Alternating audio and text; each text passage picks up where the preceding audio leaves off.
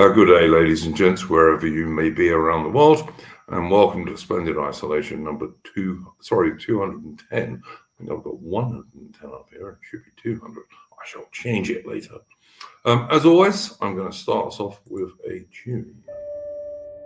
Take up the white man's burden, send forth the best ye breed. Go bind your sons to exile, to serve your captives' need. To wait in heavy harness on flooded folk and wall. Your new God's sullen peoples have devil and have child. Take up the white man's burden, in patience to abide, to veil the threat of terror and check the show of pride. By open speech and simple, 100 times made plain, to seek another's profit and work another's gain. Take up the white man's burden, the savage wars of peace. Fill full the mouth of famine and bid the sickness cease. And when your goal is nearest, the end for others sought, what's love that heed and folly? Bring all your hopes to naught. Take up the white man's burden, no tawdry rule of kings, but toil of serf and sweeper, the tale of common things. The ports ye shall not enter, the roads ye shall not tread. Go make them with your living and mark them with your dead. Take up the white man's burden and reap his old reward. The blame of those ye better, the hate of those ye guard. The cry of those ye humor are slowly towards the light. Why brought ye us from bondage, a loved Egyptian night? Take up the white man's burden, ye dare not stoop to less, nor call too loud on freedom to cloak your weariness. By all ye cry or whisper, by all ye leave or do, the silent, sullen people shall wail gods and you. Take up the white man's burden, have done with childish days, the lightly proffered laurel, the easy ungrudged praise. Come down to search your manhood through all of thankless years. No age with give or wisdom, the judgment of your peers.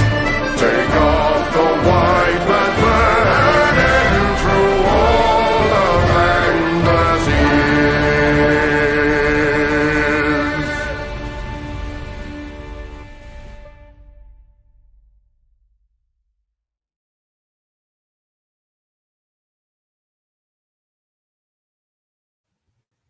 And that was, of course, the excellent Chris Gard. Do go and check out his YouTube channel.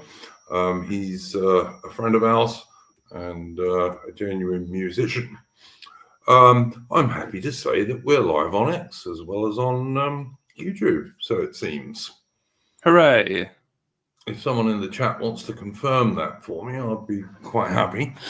I'm also going to shill because I'm now spending quite a lot of money on StreamYards and X. And so if people want to support the channel, you can do so via the Entropy link, which is pinned at the top of the chat on YouTube. And you can also ask super chat questions there, which I and my guests will answer at the end of the stream. Good evening to my guest this evening, Hitman. I do believe AI is going to be joining us later. Other than that, I do not know who we'll get. I never do. Hopefully we'll get Ataman. So we'll see. And hopefully Mitch, of course, who I've also sent a link to. How are you going this evening, Hitman? Oh, I'm very well, thank you, Iron Duke. It's so glad to be back. You're always most welcome. I will thoroughly recommend Hitman's channel. He covers some fairly esoteric stuff, quite a lot of historical stuff as well. And you tell me you've got a stream coming up with AM. Did you not, Hitman, before we started? Yes, so next Tuesday, I'm going to be having Apostolic Majesty back. We're going to be discussing the great game, the Anglo-Russian rivalry in Central Asia in the 19th century. So if you're interested in that, then please give that a watch. And I have to say, I think some of the, shall we say, British diplomatic maneuverings are going to be coming up this evening as we discuss some current events, Iron Duke.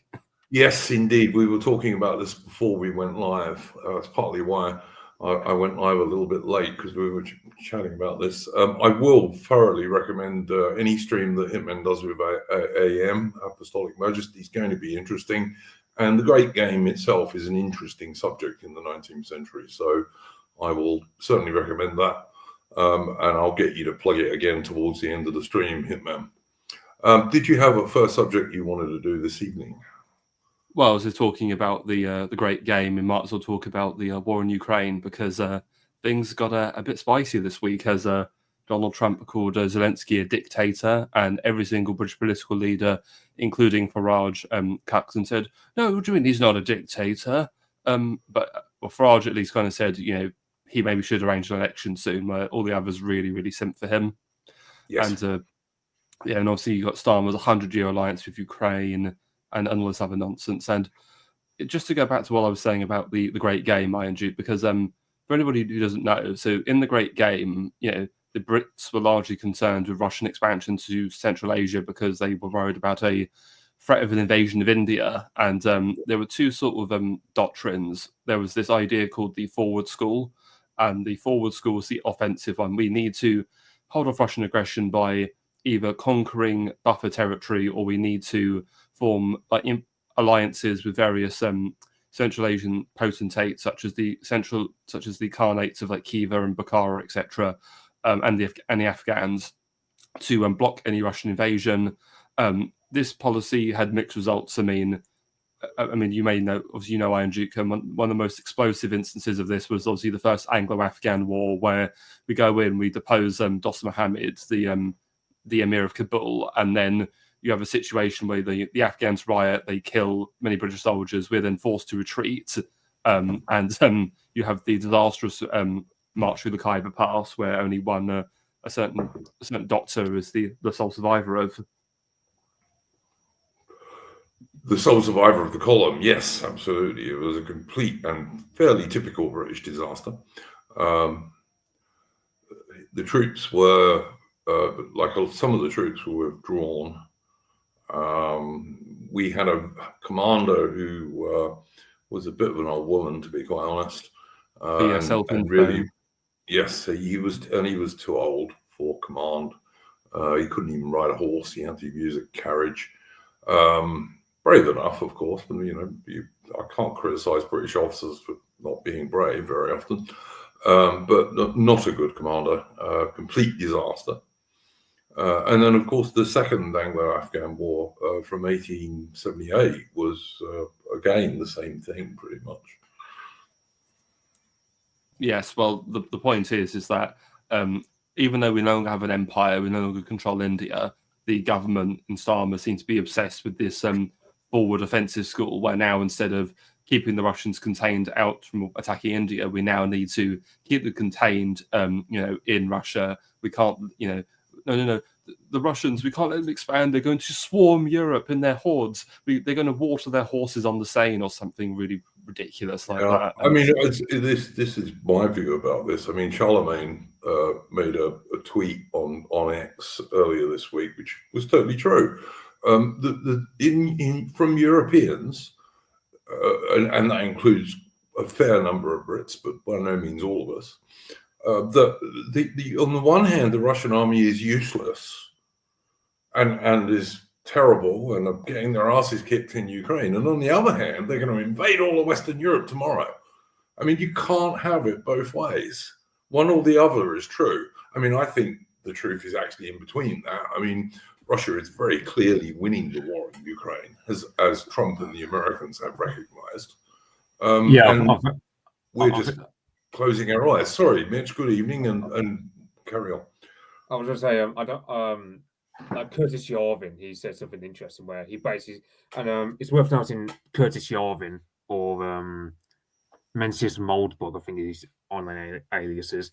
He's got connections to Peter Thiel, who is connected to the MAGA crowd. So his opinion goes over, and he's basically saying that America should just give up on Europe. They should just give the entirety of continental Europe over to the Russians, which that's quite unorthodox to think about, given decades of American domination of this side of the Atlantic. But also, I mean, I will say that if we were to have Russian overlords, in some ways it'd be better in the sense that the Russians don't micromanage the way that the Democrats in America do.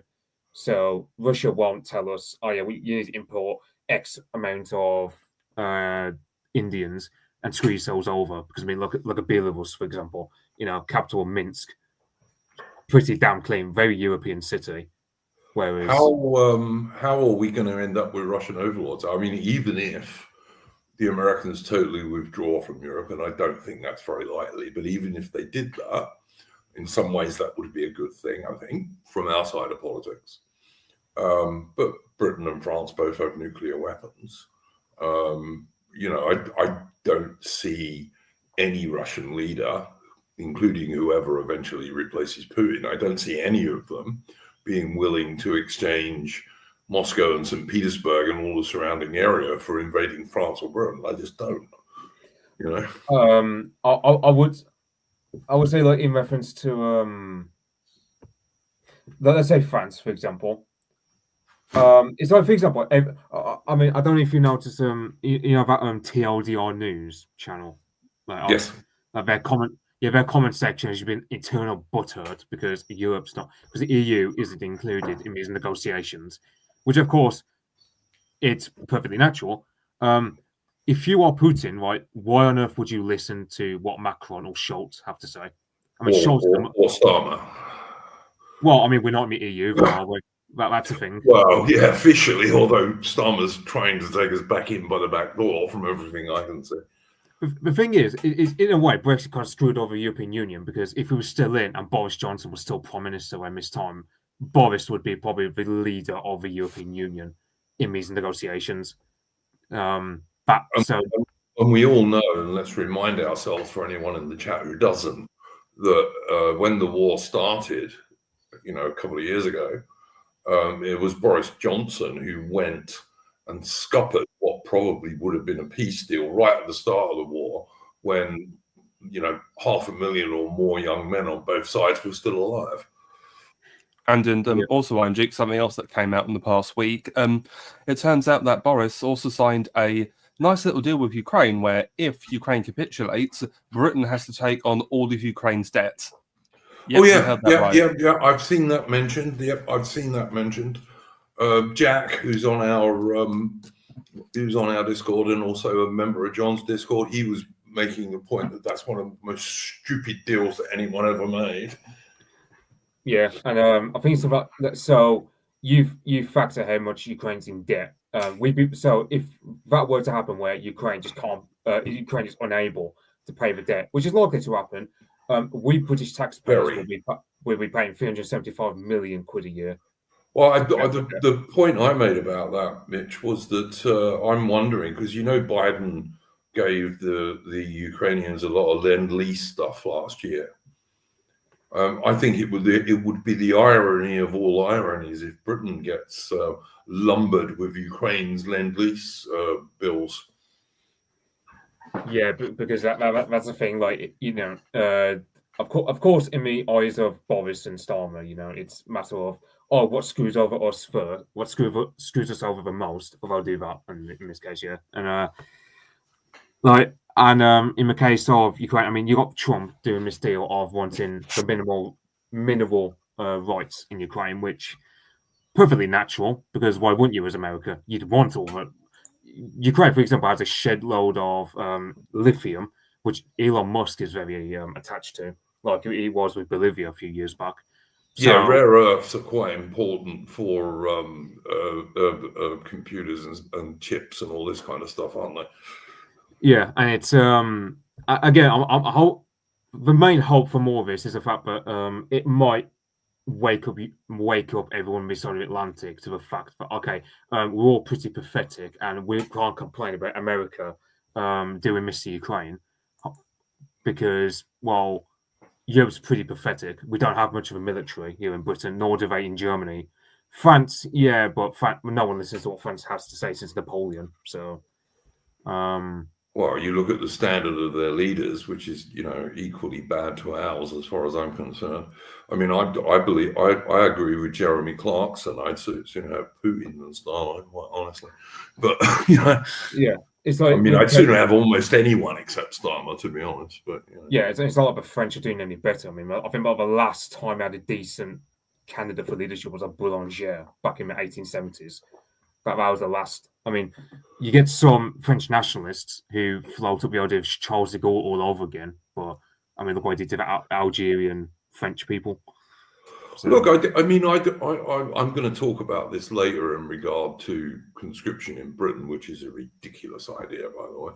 But I'm going to talk a bit about this later. But I will just say at this point that if the Americans, to some degree, pull out of Europe, which it looks like they're going to do, I think that's a good thing. If the Europeans have to stop paying for their own defense, because we have relied on the American taxpayer to pay for our defense since World War II, pretty much. Certainly in Britain, less so than other countries, because until the 90s or so, Britain was actually spending quite a lot on defense, relatively speaking. And as a result, had quite good armed forces. But we're living on a reputation from 30, 40 years ago now. Yeah, and it's British armed forces today have never been smaller and weaker in their long history. Yeah, I think the French are the only massively respectable military, I would say, in some ways. But even as I said, no one wants to listen to France, do they? Like, for example, let's say Putin and Trump, they're negotiating over Ukraine. Now, you've got all these Eurocrat liberal types moaning about, Zelensky's not bad. And I go, well, Zelensky is I'm going to be on my way out once the war's over. He's not long for this world. I agree with what John said. That chances are that Zelensky, if he doesn't get out of Ukraine, he's going to end up in a Mussolini type situation. Charlemagne was actually saying on the Old Glory Club stream the other day that Zelensky should have left when Biden was still the president. Yeah, I actually watched that stream. It was pretty good, actually. Yeah, I think there's a Saakashvili who's pretty much a Georgian version of Zelensky. Yeah, he pretty much gets put in prison. So that's probably the best thing that can happen for Zelensky. I'd be surprised, Mitch, if he gets put in prison. I tell you, Zelensky has British SAS bodyguards, and I would not want to be one of those guys at the moment, I've got to say.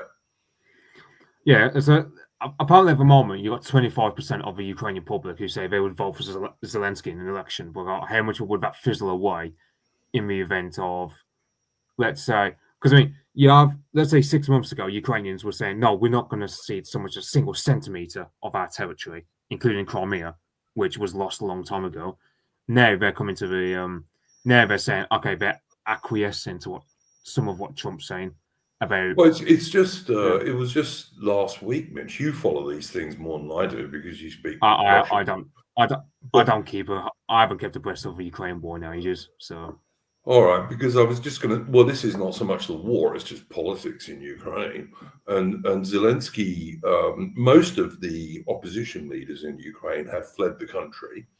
And just, I think last week, maybe 10 days ago, one of the last opposition leaders in Ukraine who was still in Ukraine, Zelensky arrested. Yeah, it's Like, and he's banned all the opposition political parties. He's banned TV stations who were not totally in favor of him. So you can see why Trump called him a dictator, to be honest. And also, don't forget, Elon called out the fact that he had Gonzalo Lira, Coach Red Pill, executed as well.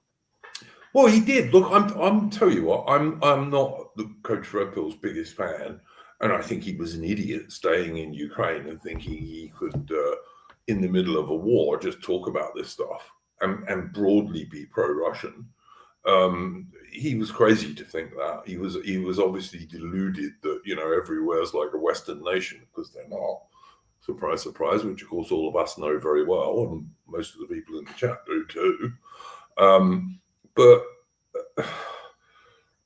like I said, I'm not his biggest fan, but it is a fact that the Ukrainian secret police basically murdered him. They did. And the American government under Biden didn't give a shit. Yeah, but not like Gonzalo Lira. I don't think I just think he's a bit. I think he's quite a scummy individual. So I don't. Yeah, no, like I said, I'm not his biggest fan, but the SBU, the Ukrainian secret police, did indeed arrest and murder him. Yeah, but I don't see the point of crying about it. Cause I'm not. I'm just saying what Musk said is true. I mean, all right, Musk is more of a Coach Red Pill fan than I was, but they did kill him. No, I just think he's pointing out the fact that Zelensky is this evil scumbag who just murdered the critic of his regime. So yeah. And I mean, as Mitch said, Coach Red Pill was really not a large enough figure to really care about, to be honest. Yeah. So, for example, I think he lived in Ukraine since like 2015. He didn't bother. He didn't bother speaking any of the local language. He didn't bother trying to learn to assimilate. He just. But yeah, and the other thing was like if he lived in Kharkov, he could have just went across the border. He could have just joined up with a Russian army outfit and just run away, because as so many Ukrainians had done going into Russia. If he'd have done it early enough, yeah, he got his family out, and good on him for that, because he had a wife and a couple of kids. But he got them out, but he was an idiot staying there. He should have left. Simple as that. Yeah, and it's you have as I just I just think I mean, I'll say in a geopolitical sense, Europe is screwed. And by Europe, I mean, of course, the European Union. I think they're just screwed because, I mean, you have all the TLDR types, like all the liberal shit Libby types. They're all moaning about it, but the fact is, they're all pretty pathetic because they all love to depend on America. Now they're crying wolf because the Americans have gone, okay, we got bored of this, and we can complain all we want about how much the American empire can at times be a scummy actor, but the fact is, we I'd say it's not really but more like the European Union just allow this to happen because we just sat on my laurels, didn't bother. They just concentrate more on flooding Europe with loads of immigrants rather than building up Europe to be an actual respectable actor in terms of military and whatnot. So they've got no one to blame but themselves for being shunned out of any negotiations with Ukraine, despite possibly the European Union having to shoulder the cost of it, because America won't want to pay for the reconstruction costs. No, and they won't. I mean, I presume Russia's going to pay for the reconstruction costs on the 4 oblasts that they're going to add to the Russian Federation, but Ukraine itself, which has had huge amounts of damage, even now, and the war, of course, is still not finished. Who's going to pay for that? I dearly hope it won't be British taxpayers. Well, it was also important because you mentioned the EU leaders. Well, didn't you see that all of them had a meeting earlier this week? So Starmer, Macron, Scholz, and then the bloody von der Leyen woman went as well. It's just like these people are just like acting as if they're important, but like they're just totally irrelevant. And Trump's ignoring them, quite rightly. Listen, I envy Americans for having Trump at the moment. He's doing what he said he would do. I just hope that when eventually we get a general election in Britain, that Farage and Reform win, and that they act in a similar manner. I have my doubts, but I hope they will. It's also just like Vance as well has been on fire because he's just been like shooting down like people that just see him. He quote tweeted him, is it Neil Ferguson, the centre right Tory twat, and he was like, and he's just saying that no, like, he's like, Russia's run the war and we've got to negotiate with them. Like, we can't keep doing this stupid like simping for Ukraine endlessly. Yeah, it's insane. It's insane. I mean, look, if anyone who has followed the Russia-Ukraine conflict in any detail knows that it really started in 2014 when there was a CIA-backed, then American government-backed coup in Kiev, where some Russians got burnt to death in a building, some ethnic Russians got burnt to death in a building. And that is when the war really started. And NATO, and specifically the American president, who is by far the most important person in NATO. NATO is an American military alliance, lied to the Russians and said, oh, no, we're not going to go any further eastward after the fall of the Soviet Union, and consistently just did. And NATO and Ukraine was the final straw. That was why Putin invaded. Had it not been for that, there would have been no war in Ukraine. I think we can agree on that, can we not, gents? No, certainly. The idea that, Putin just woke up one morning and said, I'm going to invade Ukraine is just not true. That's not what happened. I mean, he's a very cautious leader. So, again, I didn't think he would actually do it. So, no, I was surprised when he invaded. But the truth of the matter is, if he'd have invaded closer to 2014, before the Ukrainian army was built up, he probably would have done it quicker and better. Well, I mean, people forget that the Ukrainian army 2 or 3 years ago was the largest army in Western Europe, in Europe, outside of the Russians. It was much the largest army, and the Russians have basically destroyed that army now at least twice. Well, it's also interesting because a thought I've had is I wonder if what if Hillary won in 2016, would we have seen Putin maybe have invaded like earlier, maybe like 2018 or something? Because she was like massively gunning for Russia. Remember, she wanted a no-fly zone over Syria. And so I have to wonder if that would have happened even earlier. Oh, look, I can't say enough bad about Hillary Clinton. I mean, she was the lovely Hillary woman. Clinton. Yeah, she was the lovely woman who was quite happy for Gaddafi to be killed by bayonets shoved up his rear end. She thought that was funny because she was such a civilized Western democratic leader. Yeah, okay. Well, yeah, don't you know about Syrian President Al-Jilani doing an interview with Rory Stewart? God, that's the most cursed thing imaginable. Oh, Rory bloody Stewart, honestly. One of the nicest things when he was pointing out his wife's NGO had lost their money because Trump's cut it off. I thought that was so good. Yeah, and Vance, like owning him. I'm sorry, Rory, you're like a 110 IQ guy who thinks you're a 130 IQ guy. Brutal. Yeah, absolutely right. You started us off on this subject, Hitman. Did you have final thoughts on it, or?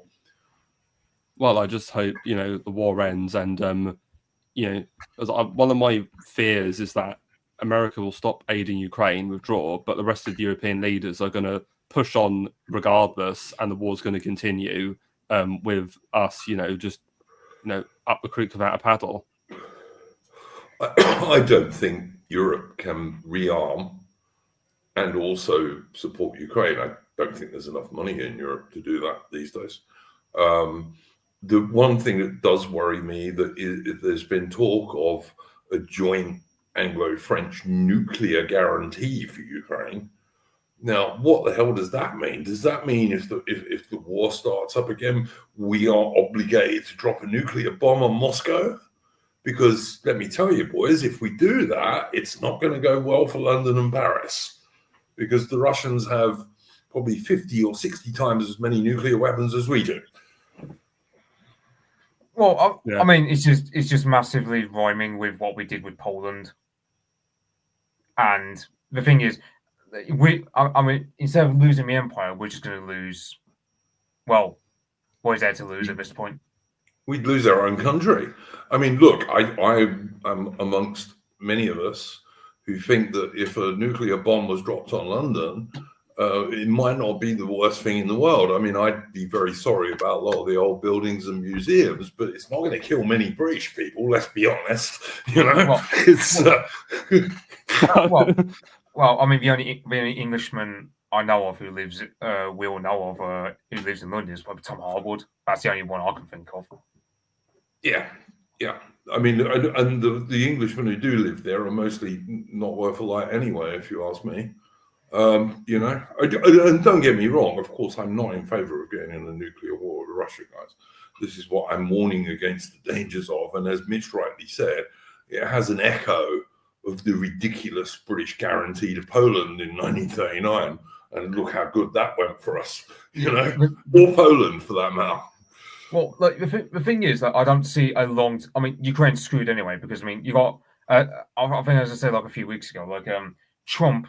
Well, he's doing his stuff. Well, the thing is, it's imperial. Like America's imperial agenda setting forth a new trend, and it's going to filter out to the imperial provinces. In other words, because we're America's biggest bitch this side of the Atlantic, we're going to be the first to have that trend set over. So we're probably going to get Farage becoming the next prime minister.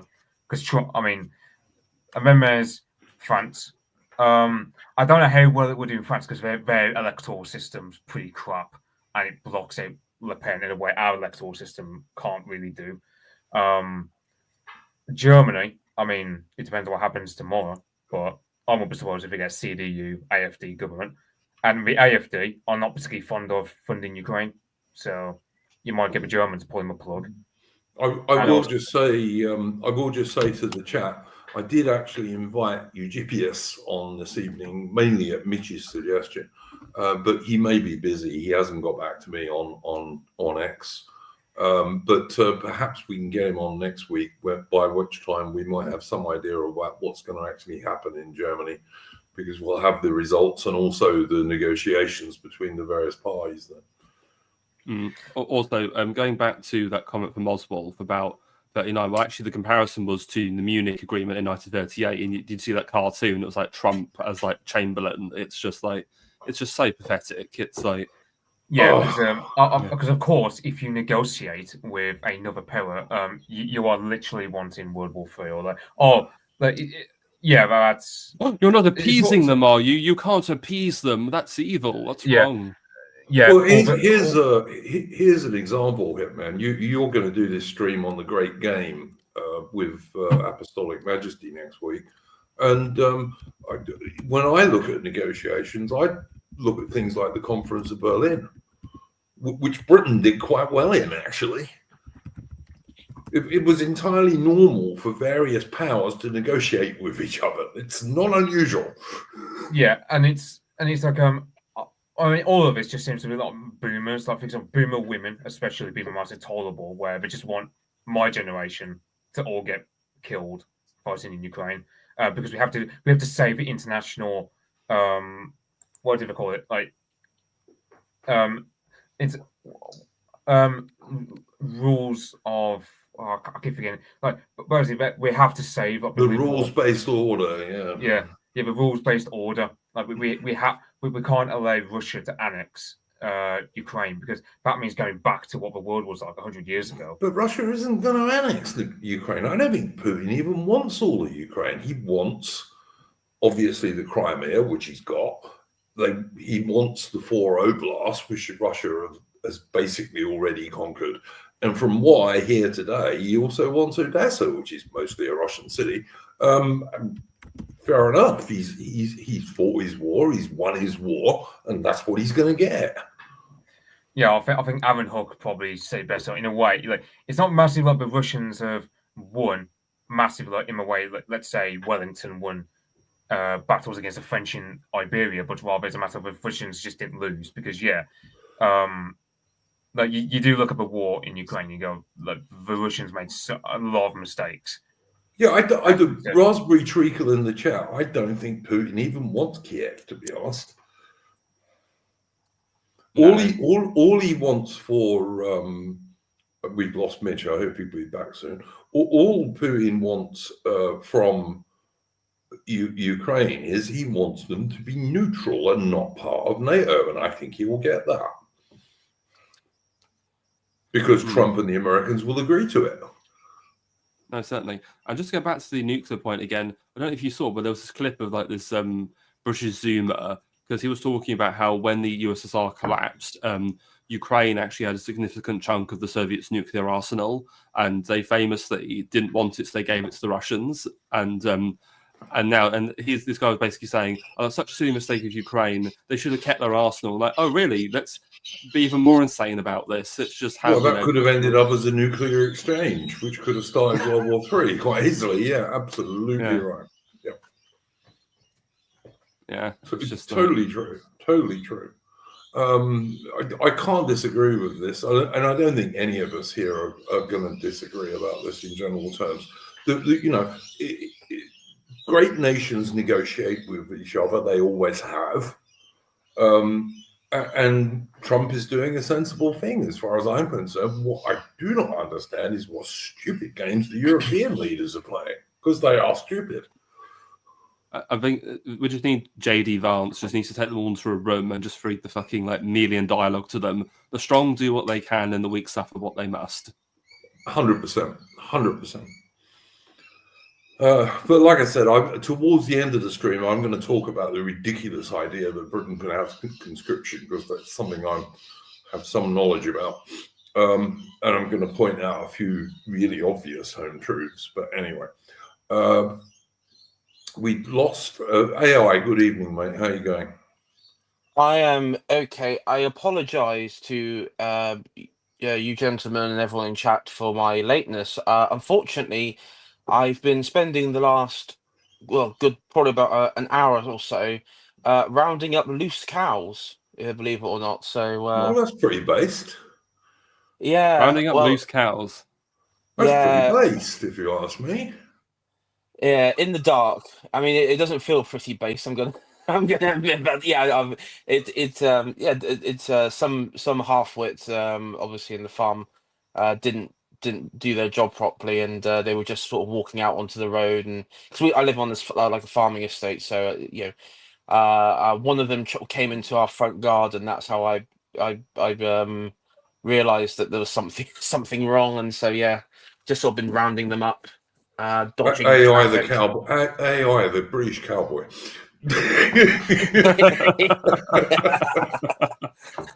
Yeah, I feel like that. Oh god, I tell you what, the dumbest fucking creatures on the planet.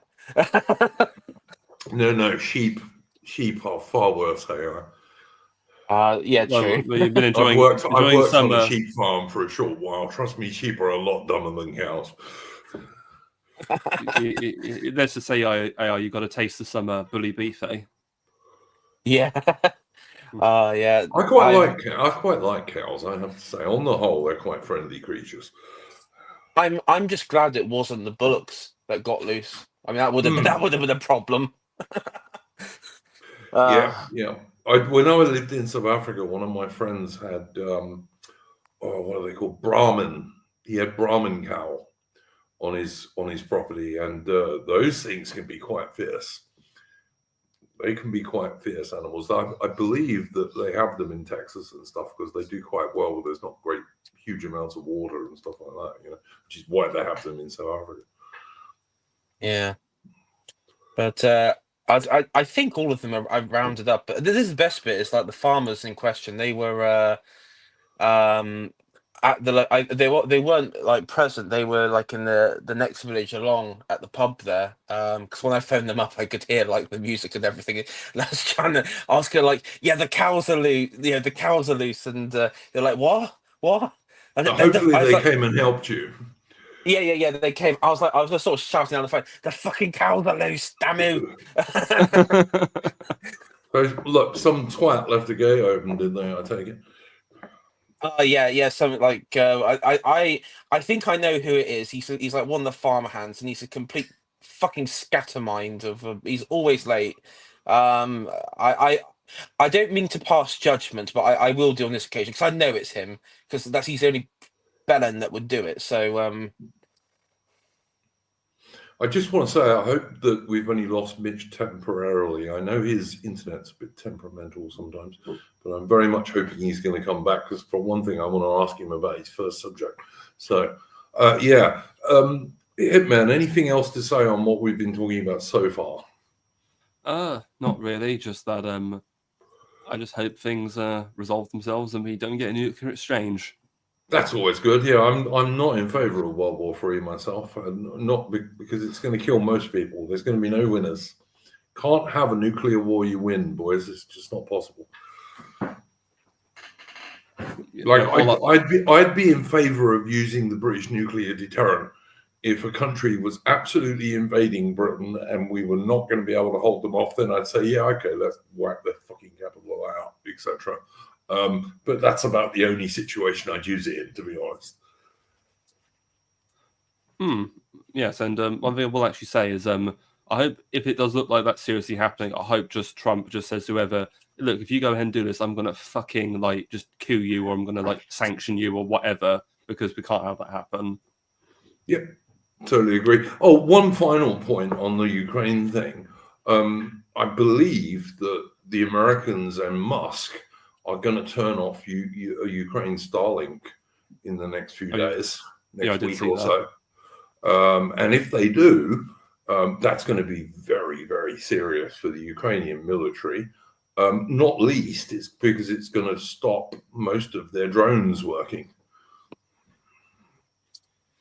So, and I believe if the Ukrainians, the Russians have an enormous advantage in artillery. They have far more guns, they have heavier guns and rocket artillery, and they have far more ammunition than the Ukrainians. And to some degree, the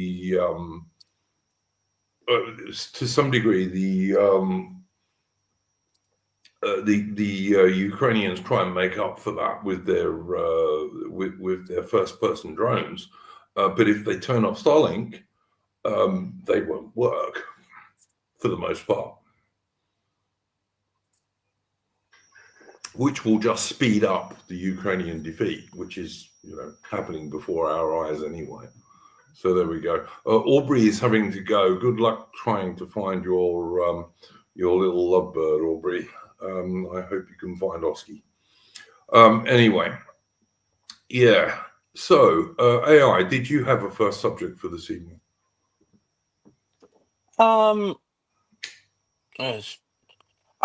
would say actually I've watched your stream on the Battle of Isandlwana during the week. Fantastic stream. I will say one thing. It's an interesting one because when I try to look up documentaries or books on Zulu, you find a lot on like Rorke's Drift. There's not a lot on that I can find, like, so when you look for like documentaries, like, or people talk about it on YouTube, you have like a couple of accounts which have talked about it, but it's one of those ones that I just haven't. I personally haven't. I don't know. I didn't really know too much about. I found it quite interesting. I knew about the theories that I think you were able to dispel in the stream, like they couldn't open the ammo cases because the screws were rusted and things like that, which all nonsense. And that's something I see quite a lot when I've got a couple of books, and that's one of the prevailing theories that is banded about. So I thought that was a a really interesting stream to cover. The other thing I would also say, and I only know, I think the first time I was aware of the battle was probably the film Zulu Dawn, which was had Burt Lancaster and Peter O'Toole in it. Yeah, Burt Lancaster with a bejaber's Irish accent, playing a British Protestant officer. Yes, indeed. Yeah. We did talk about that briefly on the stream. I will just say to people, if you want the best account of Isaan Luana and the most accurate account we have at the moment, there's one book you got to look for. It's very hard to find. I have a copy of it, but not many people do because it was a limited edition, and it's called The Hill of the Sphinx. The Battle of Isaan Luana, and it's by someone called F.W.D. Jackson, and was published in 2002. That book is easily the best thing out there about Isaan Luana, but I'm just looking online, and you'll pay about $120 for it at the moment, and it's not a thick book. No. But it's a really, really good book. I got it as a present from a girl years ago. But it's a really good book, and that is probably the most accurate thing you'll find. It's published by Western Publications Limited in Bexley Heath in the UK in 2002. So yeah, The Hill of the Sphinx, The Battle of Isaan Luana, F.W.D. Jackson. That's easily the best thing on Isaan Luana that's out there today. Yeah, I mean, for the Rorke's Drift one, I think the best one that I've got is it's actually a biography on Private Hook, or as Hooky he is in the film, the Zulu film, which as we talked about, Iron Duke, isn't very accurate, and relatives of his weren't happy with the depiction No. of him on screen. And to be honest, when you read the actual biography of and particularly on his accounts of what happened at Rorke's Drift, I can see why, because it is a bit of an inversion, and it's very interesting about it does feature actually what you mentioned, what was it, Vicar, or Oh yeah, the Ammunition Smith at Rorke's Drift. that's right, yeah, as well. So things that weren't even mentioned in the characters and events not mentioned in the film, which just sort of brings different perspective, and it's just really good. And I would actually say it's more action when you actually read. It's more action packed than the film in some ways. Oh yeah, the film's very episodic, whereas the battle was like full on for like 12 and a half hours. Ammunition Smith, I don't know why they missed him out. Partly I do. It was a 60s film, and he would have been a good Christian as against Wits drunk. Whereas Ammunition Smith wasn't like that. Ammunition Smith, he got his nickname because he spent the whole battle going around the lines of the British troops at Rorke's Drift, giving the men extra ammunition, and also saying, "Don't swear, men, don't swear." And anyone who's been a British soldier can tell you that trying to stop the British Army swearing is really a very, very, very big uphill push. So, No, but I enjoy that series, and I just say I've been reading. I've really gone down the rabbit hole of Captain Cook and the education of navigation that he was taught, and everything else. I've sort of gone down that rabbit hole, just explorers. Merchant seaman originally, joined the Royal Navy as an ordinary sailor. Became famous because when the Brits were capturing Canada from the French, he charted the St. Lawrence River. I think it was the St. Lawrence, wasn't it? Yeah, St. Lawrence, yeah. Yeah. And a really great man in British history. And of course, the guy who discovered Australia. Yeah, and the funny thing is, because I mean, number one, he was also a fantastic artist. It was one of the reasons he was great at charting. Hmm. If you ever seen his drawings of well, Newfoundland or Vinland or whatever you want to call it, it is a 1-to-1 scale, 100% accurate. I mean, if you look at a Google Earth and compare it, it is spot on. There is really no inaccurate point on it. But one thing that is really interesting is that there seems to be I've seen somebody online who, when he was charting or penning the heights of Abraham, which is the Quebec and what have you, there's a few people that say, oh, he got it wrong, he got a bit of it wrong. And I'm like, well, no, he hasn't. What's happened is the area that you're looking at now is now a national park. It's been built on. It's been changed. The terrain has been dug and redug and has changed over time. So there is still a few people out there who are. I mean, obviously they try and corrupt his legacy and pull him, tie him to fake events. But there is really no length that these people sort of go off. And the fact of the matter is, it was just I mean, he is probably the greatest British navigator in history. I can't really think Oh of yeah. anybody that could really surpass him. I wouldn't say he's the greatest like naval commander. I don't. I think that one is obviously for Lord Nelson. But when it comes to navigation, yeah, Navigation easily and number. exploration. Yeah, Yeah, navigation and exploration. You can't beat Cook and his three major voyages. Of course, recently in Australia, like we've had Cook statues being destroyed by lefties, and they will scrawl over the base of the statue stuff like "the colony is gonna die," because they hate the fact that Australia is Anglo-Celtic British country, basically. I do wonder, because I've seen like I remember during BLM. I think that was the first time I was aware that Cook was targeted in Australia. Are, the ones that sort of conduct that, are they actually? When I say Australian, I mean real Australians, not the like the actual from the British stock Australians, not these They paper. claim AI. They will claim that they're supporting Aboriginals, but I can be dubious about that. Even mostly they're just extreme lefties. The usual extreme lefties who hate everything British, Western, civilization, etc.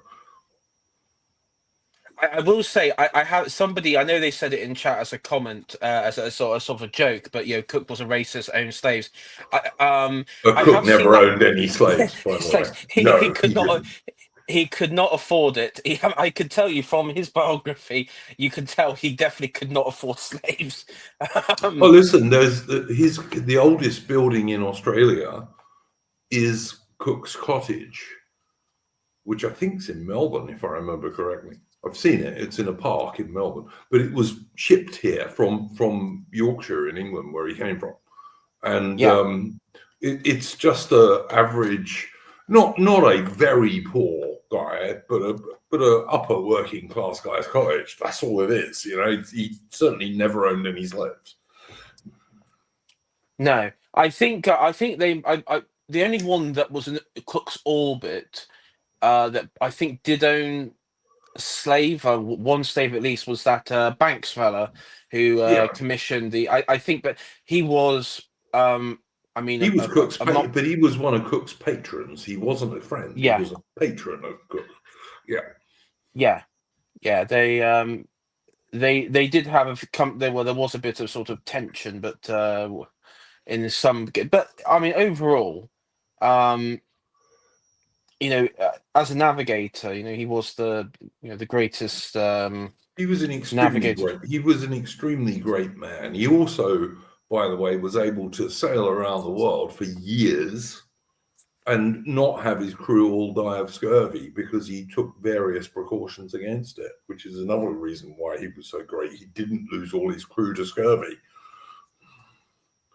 Yeah, and also the fact that his you would think with his early life that he would have from a young age, from a very young age, he would have that sort of background in the sort of seafaring tradition. He really didn't. It was pretty much while he was apprenticeship as a shopkeeper.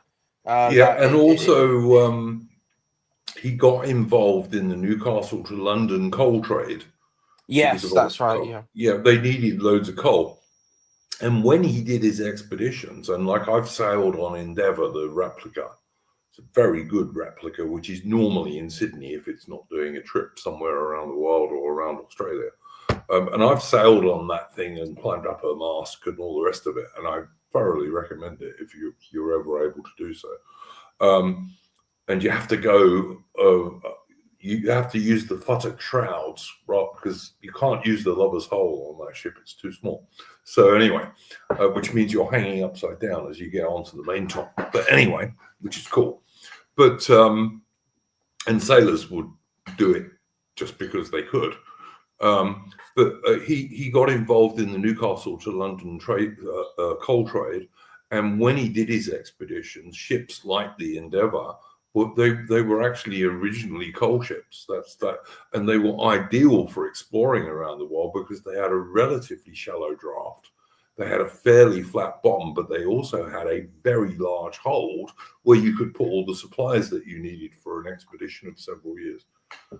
Yeah, and I mean the biography that I got, and I can't books downstairs. But the I'll put it in the chat, and I'll put it in like the chat in a bit. But the biography is very good. It's and the chap who did it, he doesn't lean into any of the leftist nonsense, which is really good. He's very much in with the whole navigation stuff, and but one thing that I think he doesn't doesn't really press upon is actually the importance of why Cook joined up in the Royal Navy, and the threat of press gangs, and what sort of effect it could have on your career, and he sort of underplays it a bit, and I think that was a bit of a disappointing because it sort of gives in my view it demonstrates why Cook quite immediately, especially with the War with France, joined the Royal Navy. Well, yeah, and I mean, it was one of the ways, if you were a mariner, and of course Cook, as a mariner, knew how to navigate and what have you, because one of the differences between the Royal Navy in the 18th century and the British Army was that in the Royal Navy, you had to be able to navigate, keep journals and all this kind of stuff, which you didn't have to do in the Army. Basically, in the Army, if you joined as an officer, you got on-the-job training, as an ensign and then as a second lieutenant. But in the Royal Navy, you had to be professional, which is why we had midshipmen and all the rest of it. But the other difference in the Royal Navy and the British Army was the commissioning from the ranks in the Royal Navy was always much more common. There was even a recognized way of doing it as a master's mate. You'd become a master's mate, and from master's mate, you could then be made a midshipman, which meant you would become a trainee officer.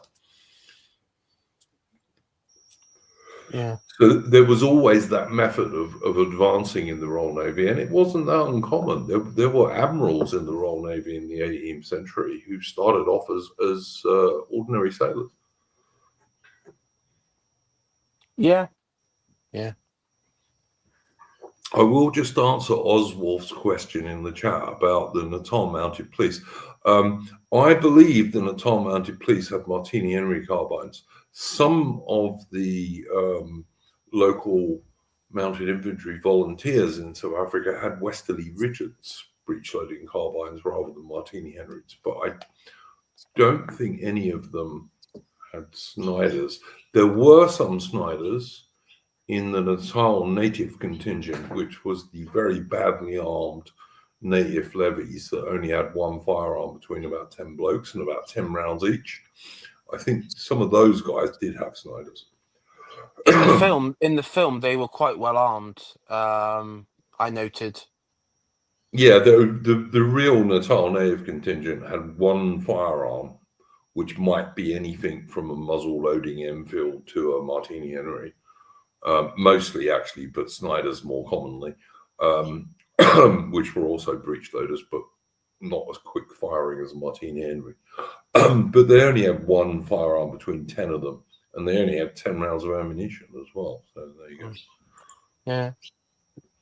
Don't know what's happened to Mitch. I hope he's going to come back. Anyway, so yeah, anything else you wanted to talk about AI, or anything you wanted to add to it, Hitman? Regarding Russia, Ukraine, no, I think we've done that to death this stream. We're almost done. No. I'm talking about what AI has been talking about with Captain Cook and stuff. Sorry, because I was AFK and I've just come back. So oh, sorry, I beg your pardon. But yeah, let's talk about Captain Cook. We're talking about Captain Cook and his career. If you had anything you wanted to say about that, because AI was saying, and I'm totally agreeing, he was probably one of the greatest navigators and explorers in British history. Yeah, I don't disagree. I'm not done that much about Cook, other than he went to Australia and he went to Hawaii, and yeah, but I don't know much about him. But yeah, I don't disagree from what I know. Yeah, he was a really great man. He certainly never owned any slaves, as I made very clear. Couldn't have afforded them if he wanted to, but he didn't own any. But also bear in mind, slavery was always illegal in Britain. There were never slaves in Britain, really. I also think that his father, and his father was Scottish, and was a farm labourer, and in many ways he was sort of. I don't want to compare it because it's not a comparison because feudal systems, but in some ways, like even his apprenticeship was. It was like master servant. I don't want to sound like a complete leftist saying this, but he probably experienced like somewhat closest thing to slavery, even though it wasn't slavery, but the negative connotations of it. Does that make sense? What I'm trying to get across here? Yeah, I see what you mean. I don't think that's it. I don't think it's really slavery because he was an apprentice. It's not. That's how people learn their trade back then. Yeah, I think probably probably a better way is the left criticize the way the left come after these people is through exploitation, right? That's the whole thing. I would say Cook probably experienced more in his early life that sort of level of exploitation that the left like to harp on about. But what made him different is he managed to sort of find his calling and perfect his craft and sort of rose above it, and that's sort of where the difference is. And so it wouldn't, he he was from that that sort of that new generation of British imperialist figures who weren't nobility but weren't that sort of new class that was sort of emerging through.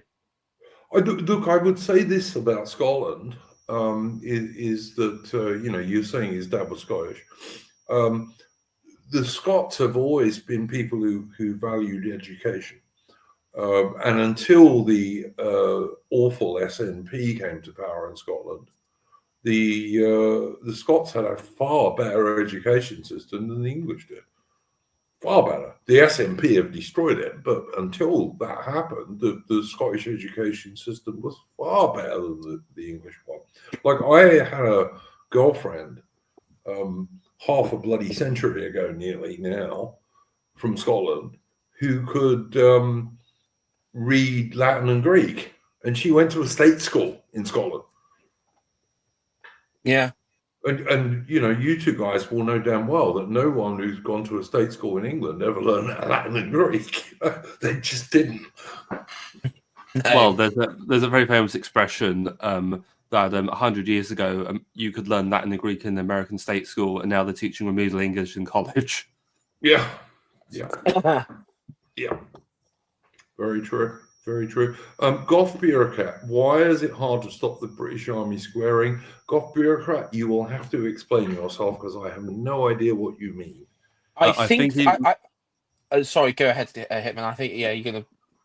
I think he's alluding to the fact that we like to use the square formation a lot, for countering cavalry. Oh, okay. We actually talked about this on the Isanluana stream I did on Wednesday. And by the way, for anyone in the chat, we are now doing 2 streams a week. And on Wednesdays, British time, which is Thursday morning for me, we are now going to do a history stream every week as well, which could be any subject about British and Old Commonwealth history. And the Old Commonwealth is Canada, Australia, New Zealand, and Britain, and back in the day, South Africa. So it will be those countries it will be based on.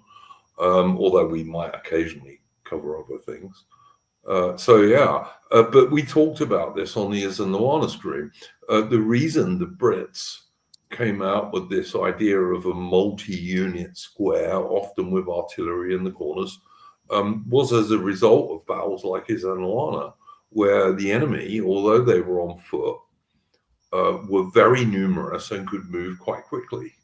And if you have a little British army, which you almost always did, relatively speaking, and a large number of enemies who can outflank you, then the multi-unit square of artillery in the corners is quite a good thing to do. But it came about after Isanluana. If the Brits had adopted that sort of formation in Isanluana, we probably wouldn't have lost, but no one thought of it at the time. But it became common later in the Anglo-Zulu War, and even more so in the Sudan when we were fighting the Dervish Ansar in the 1880s and 1890s. So, yeah. Wouldn't have worked in Europe, but fighting against those sorts of enemies where you were outnumbered, 12 or 15 to 1 or more, it was a good idea. That's all I'll say on that one. So anything else, AI or Hitman, and we'll move on? No, I've got nothing really add on this topic. No. The only other thing I saw this week, and I mean we sort of talked about this before in previous shows, but the whole and this sort of comes back around. The whole debate comes up of what a British person is and all that sort of stuff, and it's it sort of reared itself again, and and it's sort of tied into the America versus the Europeans, like particularly the mainland Europeans, with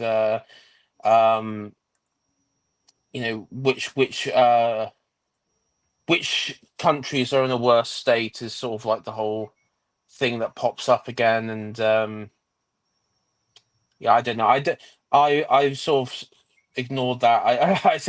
I try and ignore it as much as possible because it's the bad effect that Trump has, and this is a very bad and negative effect, is it's somewhat emboldened left, particularly nasty progressives like Justin Trudeau and other, progressive left-wing types in Europe, and people within the EU to, it's sort of given them a bit of wind under their sails, delving into the anti-American sentiment, which is a shame, but that's just that's something that's just something that's happening, and we shall see what comes of that, but yeah, look, I would just say I've never been quite as anti-American as some people in our part of the world have been.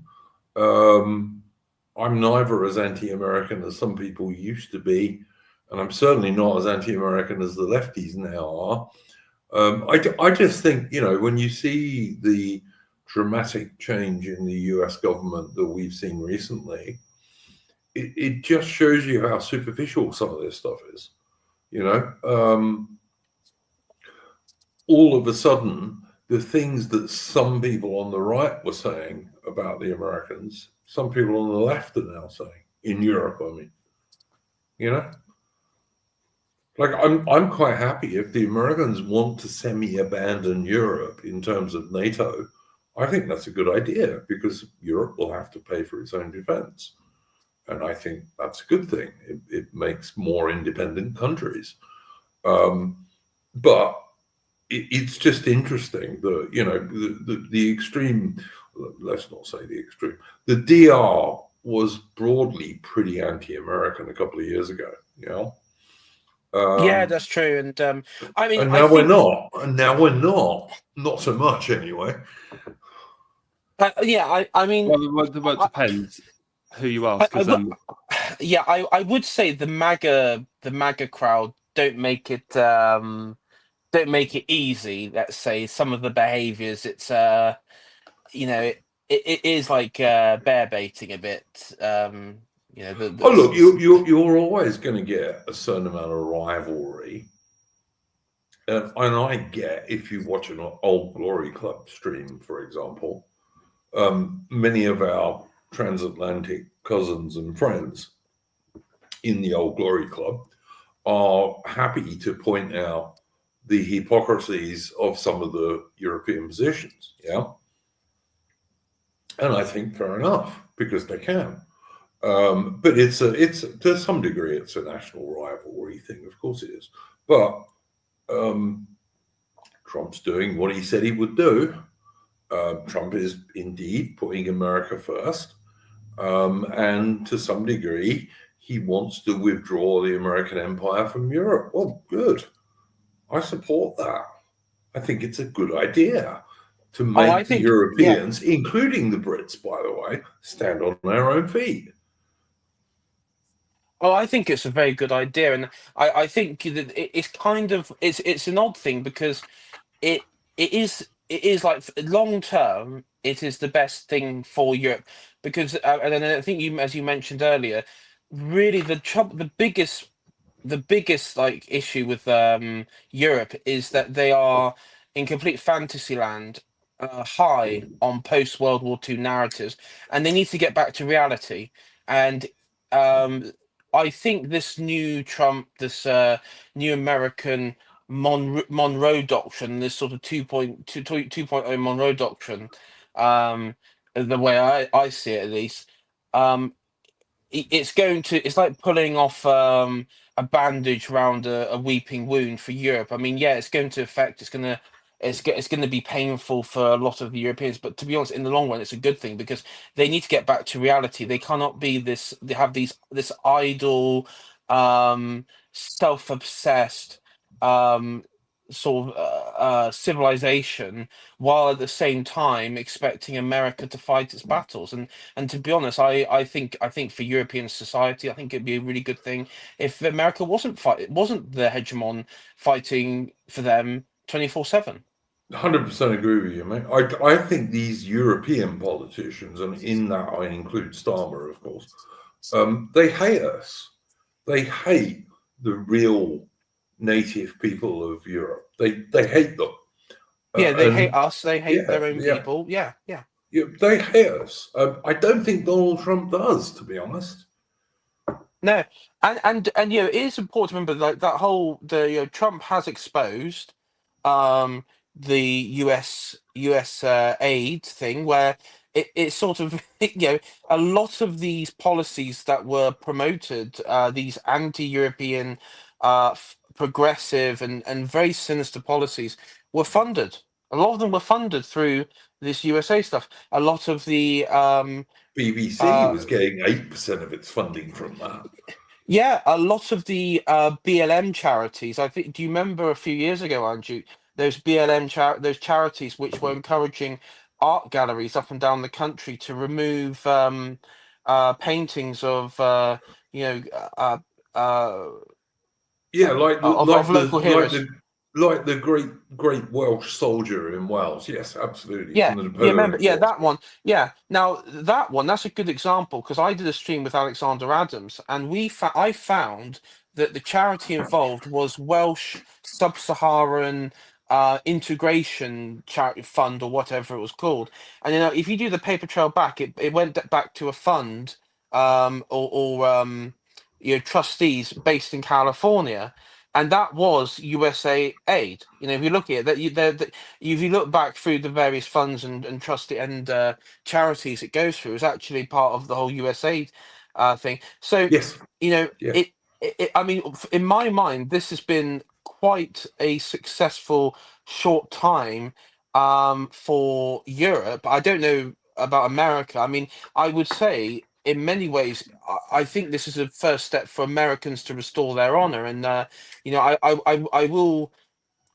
While I understand a lot of Americans oppose what's gone on, but at the same time, this is this is why I'm a bit conflicted because at the same time I'm like, okay, MAGA people saying cuck Europeans are cucks and all that sort of stuff. I was just saying, yeah, but at the same time you can't, yeah, Trump has enshrined within law, the legacy of Martin Luther King and that black woman who created that kerfuffle on the No bus, one's Rosa perfect. Parks.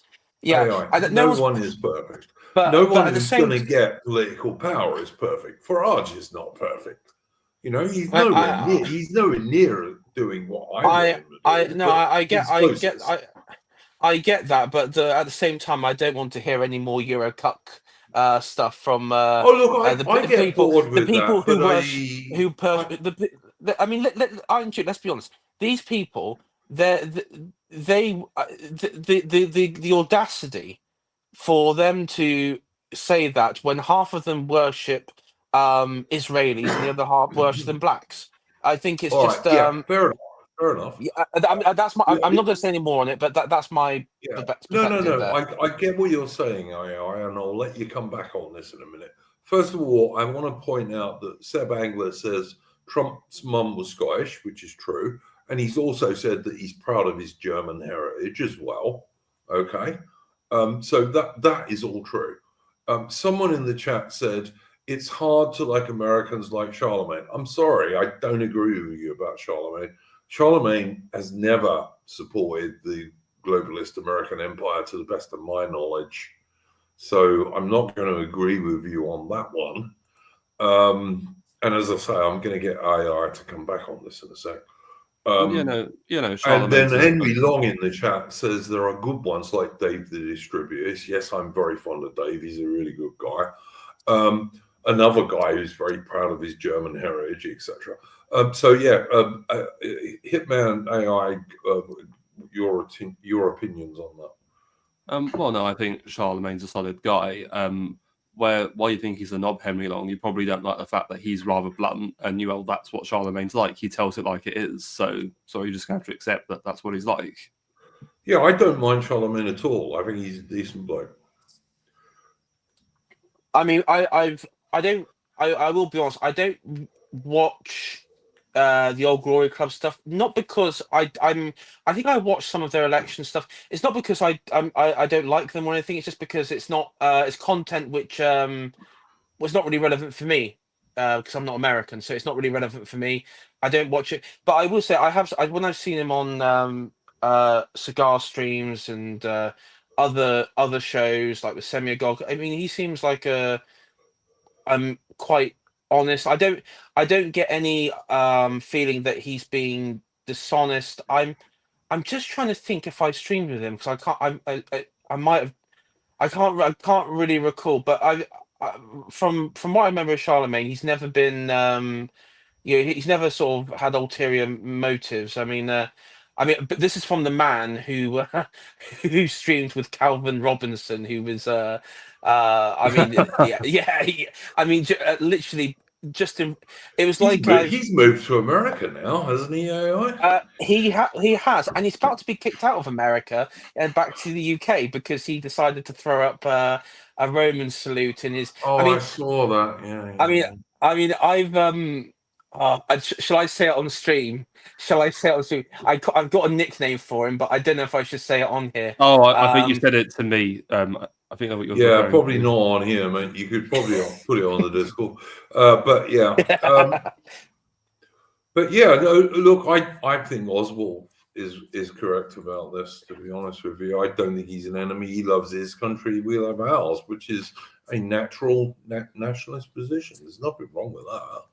I mean, one thing I will say about Charlemagne is that, you know, he's from Louisiana. He's of French Creole descent, and he's very proud of that.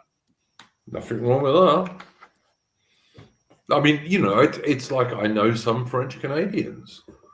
Nothing wrong with that whatsoever.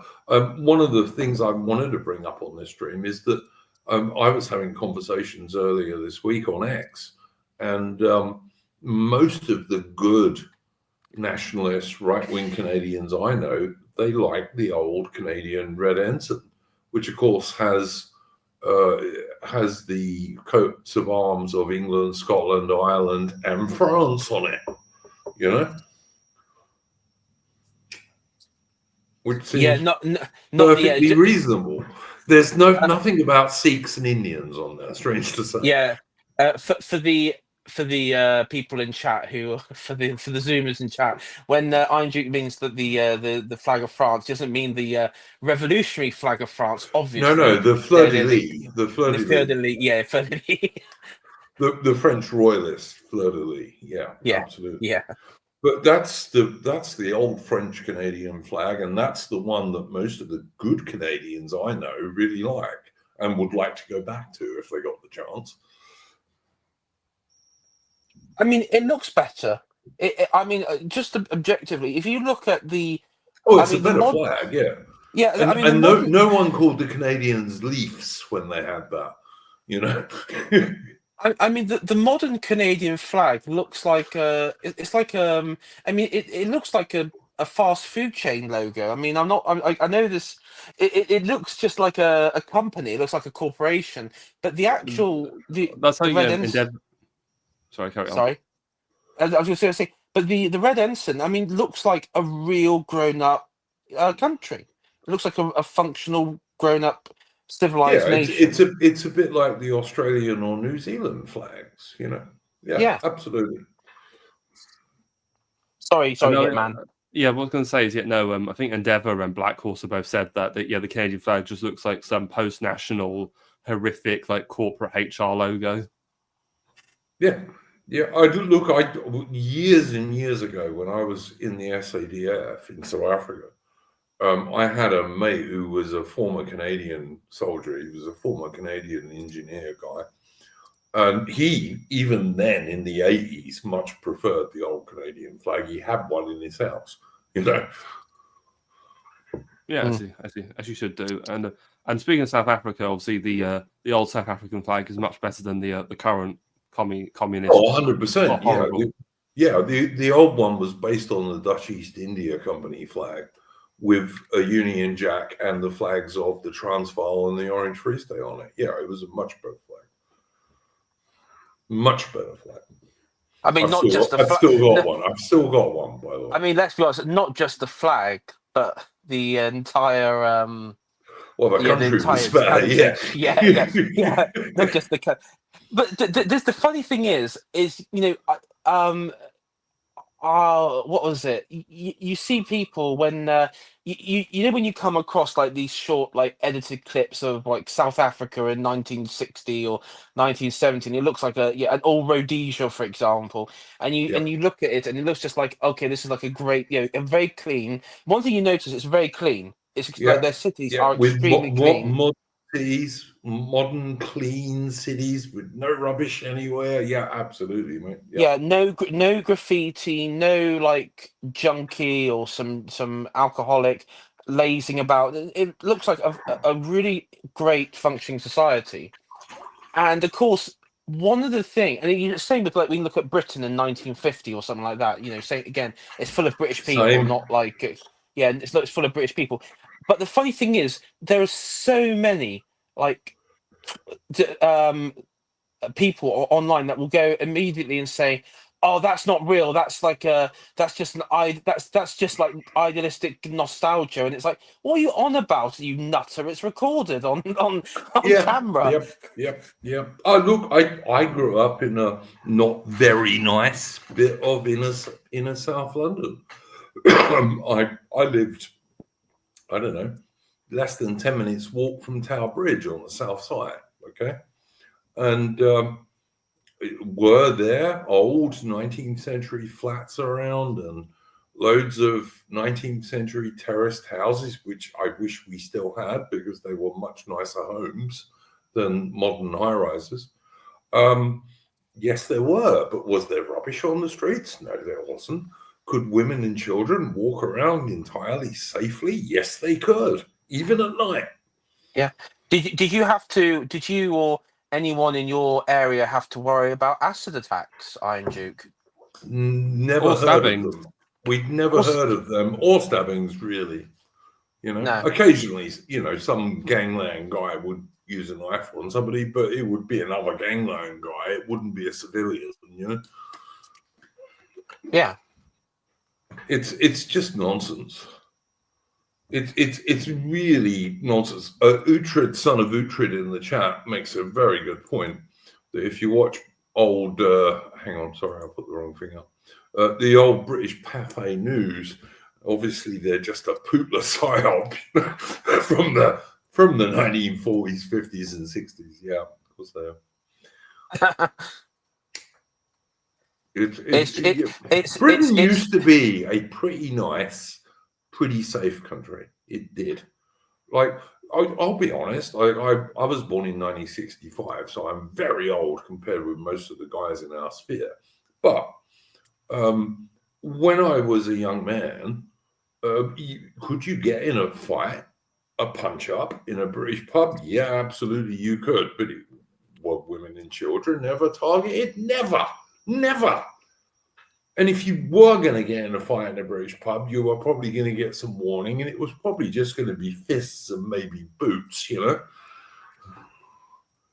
Yeah, and then I don't know if you saw, but there was a clip, and it was this British couple in London, and like this random like Asian guy black guy comes up and he's like, I want your date, and then he starts fighting with him, and then like 7 or 8 other black guys turn up, and it's like 8, 9 of these Africans on this like white guy, and all the other white people are just walking off and like not trying to help him because we're not standing together, which of course is one of the things that we have been trying to teach people for donkey's years.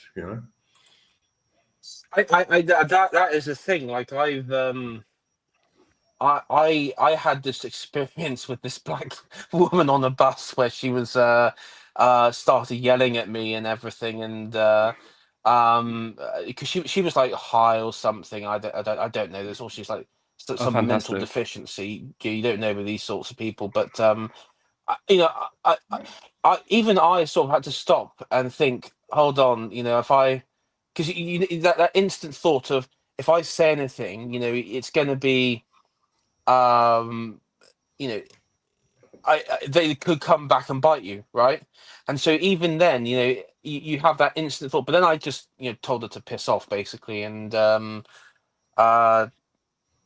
you do have those sorts of thoughts that creep up when you realize, hold on a sec, what can I do now?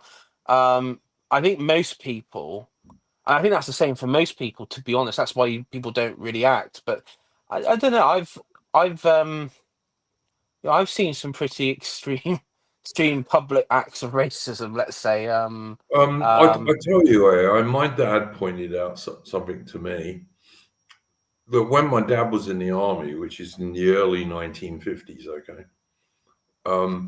if a Scotsman got in a fight in the army, most of the other Scots guys would back him up because he was Scottish for no other reason, even if they didn't particularly like him. Whereas English guys didn't tend to do that. Unless they were your actual mates. They didn't just do it because they were English. And my dad always pointed out, my dad has many Scots mates and many Northern English mates because of the army. or he did have, I should say, he's dead. But but the point is, my dad was entirely correct, and we have to learn this in-group preference. We really do, and we have to learn it in England. Yeah, it does feel like it's and It's that's coming. one of the It's coming. That's part of what we do on the DR. I think, we promote this, and we should, but it needs to happen. We've got to have this in-group preference.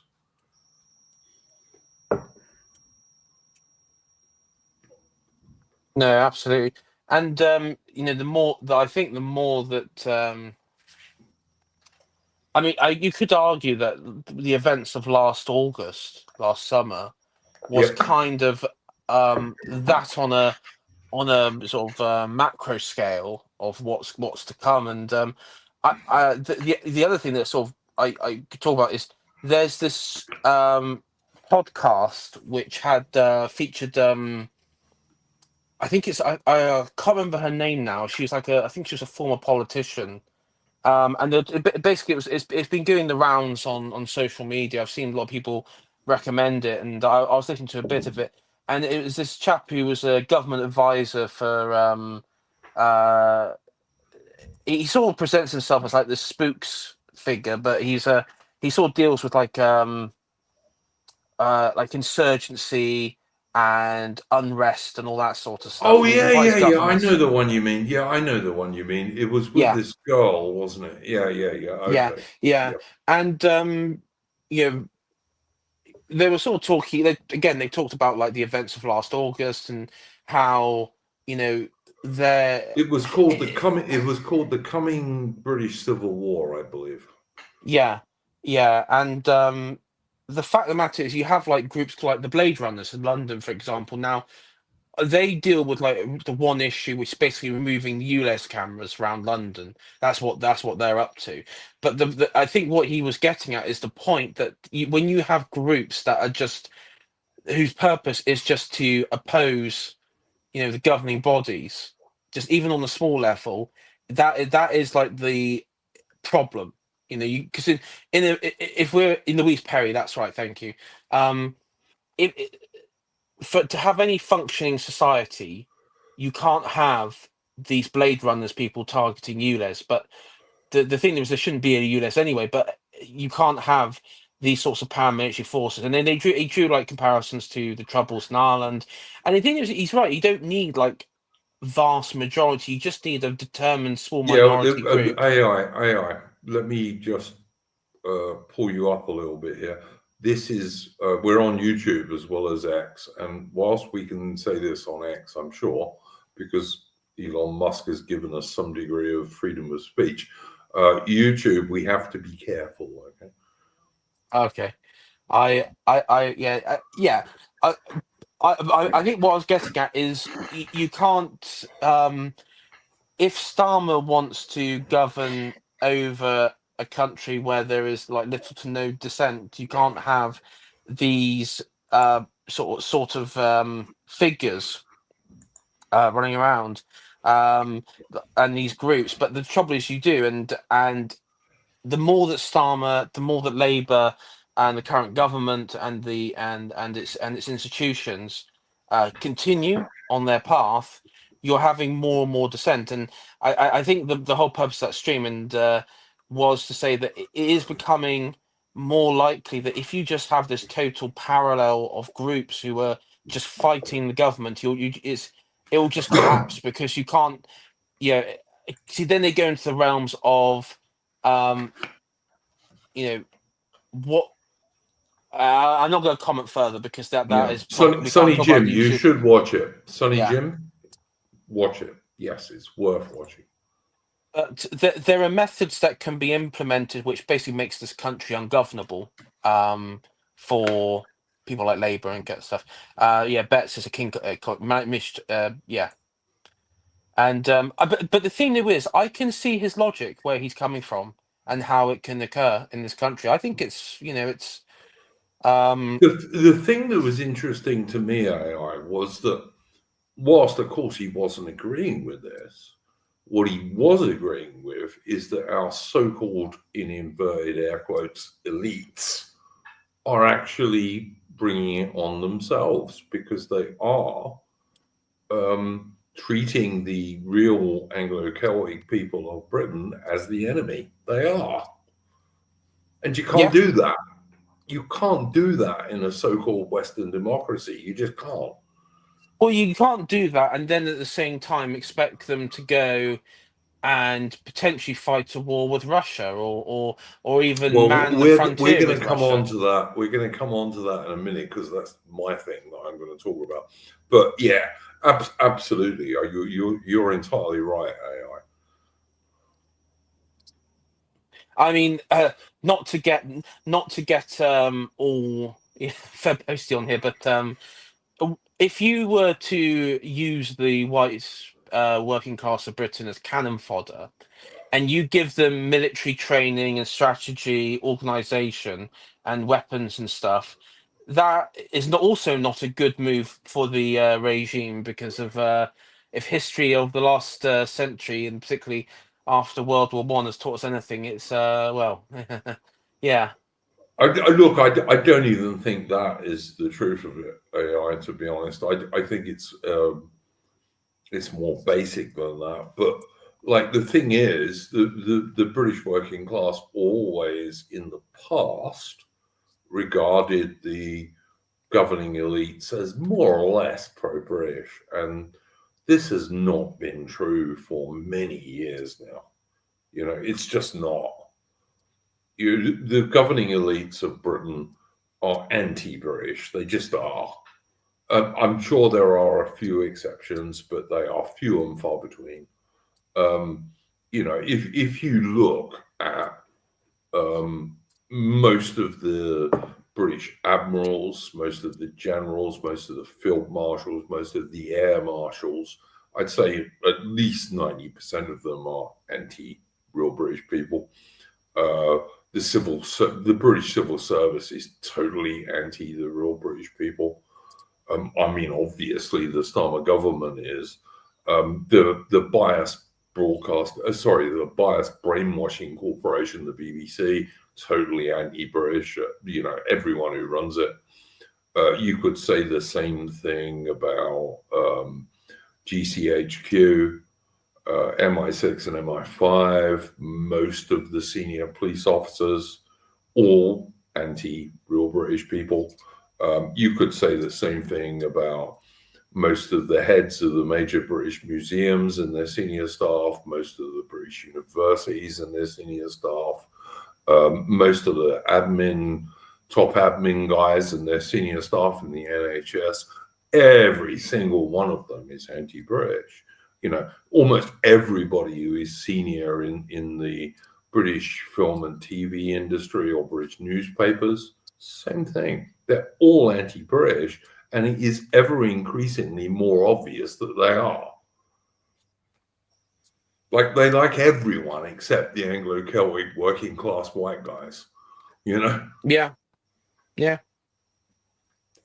If you're an Anglo-Celtic working class white guy, the only thing you're going to be shoved in front of is a war. Everything else, they will throw you in jail for 2 years for a tweet or putting up a few stickers, you know? No, this is the truth.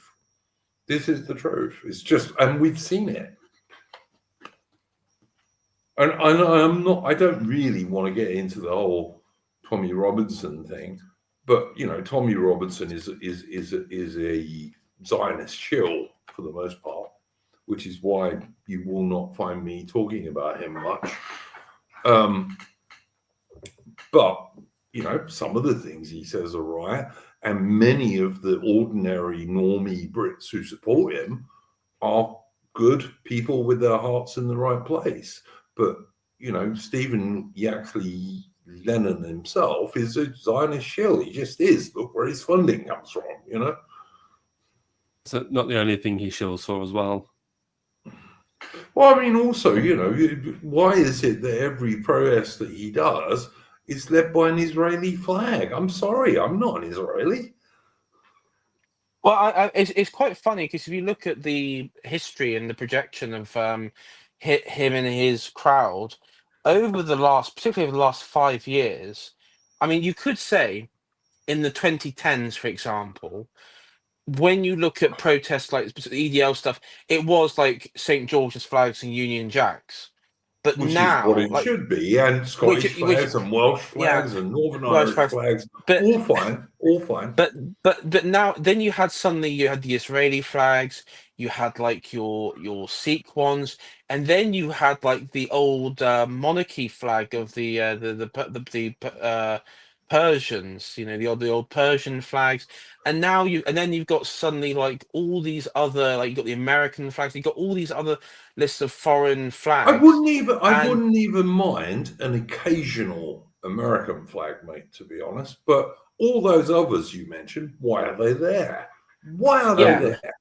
Well, the Iranian monarchy flag, that's very closely tied to the Israel, because the Israelis support the restoration of the Pahlavi monarchy in Iran for obvious reasons. So Yeah, but I mean, you know, Yeah. I wouldn't care if there were old South African flags there, Australian, New Zealand, or Canadian flags. All of those perfectly legitimate in a British protest. But why is there an Israeli flag there? I just don't get it. I mean, look, you know what? I certainly do not like the Palestinians, the PLO, or any of these people. I don't like them. But I don't like Israel either. They're not our No. friends. It's nothing to do with us. Sort your own shit out. Don't bring it over here.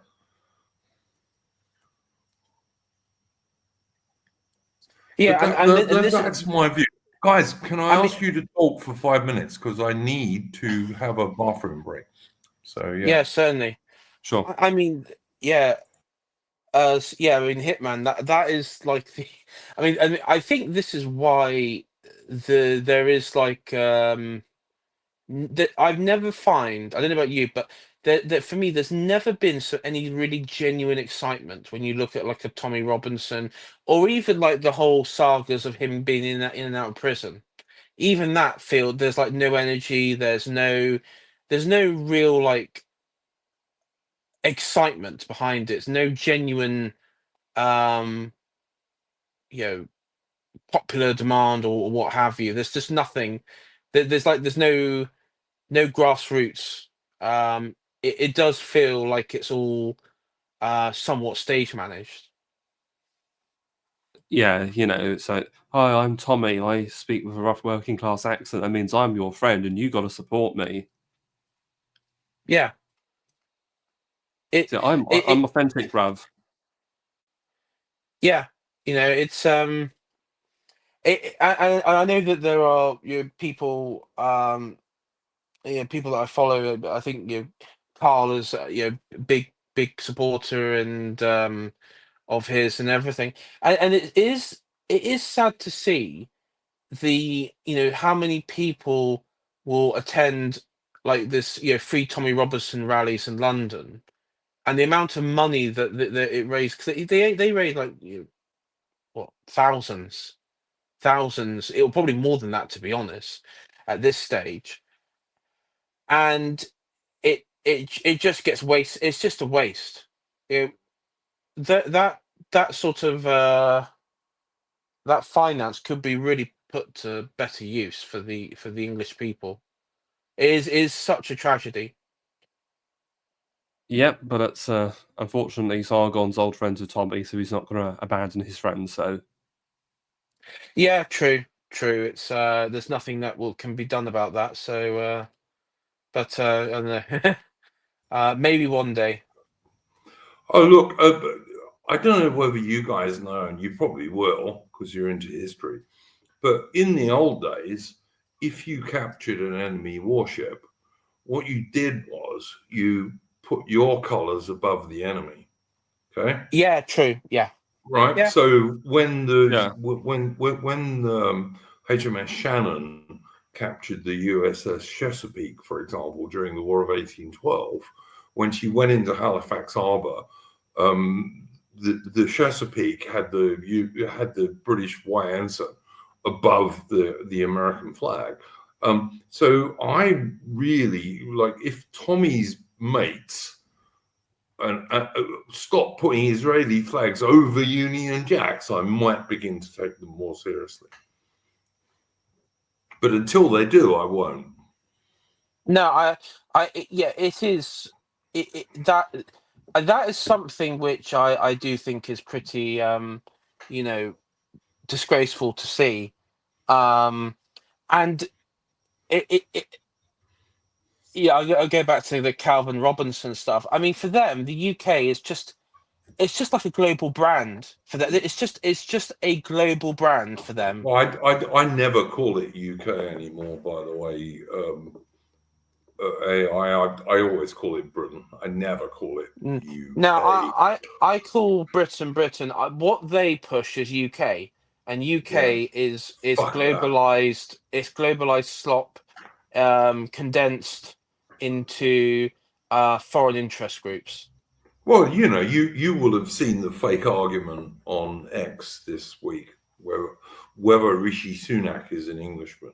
And of course, Rishi Sunak's not an Englishman. He can't be an Englishman. He's a Hindu. I mean, you know. I think he said himself that he's Indian. Like when he went on a trip to India. Yeah, he said he's hugely proud of his Indian heritage. Yeah. He said but it he's himself. Not an Englishman. You cannot be an Englishman if you're an Indian Hindu. You just can't. I'm sorry. Are you going to tell me that Rudyard Kipling was a great Indian writer? Because I don't think you'll get many Indians to agree. No, they'll be like they'll kvetch like hell if you ever said that. Well, by that logic, I'm a Turk. By that logic, I'm Turkish. Yeah. Oh yeah, the great Anglo-Turks like good old Alexander Johnson. Yeah. Well, yes, Effendi. Yes, Effendi. Inshallah and all that. Yeah, we've got to stop being silly. We really do. And like I say, my problem with Tommy Robinson is simply that he's being astroturfed by people with money who are absolutely Zionists. I'm sorry, I'm not pro-Palestinian, but I'm not pro-Israel either. I'm neutral. It's nothing to do with me. Yeah, you can both just, war over the desert piece of land and just leave us out of it. Yeah, I like as long as no British guys die for Israel, I don't give a shit. Israel can fight all the wars they want, so long as their own guys do it. That's my view on this. I get really bored with the Tommy Robinson stuff. Oh, Tommy's in jail. Tommy's in solitary confinement. As far as I know, he wanted to be in solitary confinement because he's worried about the Islamists who are in British prisons. But, I don't even care. He gets loads of financial backing from Zionists. Well, it's all just a distraction, isn't it, from the real problem? Yeah. Which, of course, is legal and illegal mass third-world immigration, which is, don't solve that, you lose your country. It's as simple as that.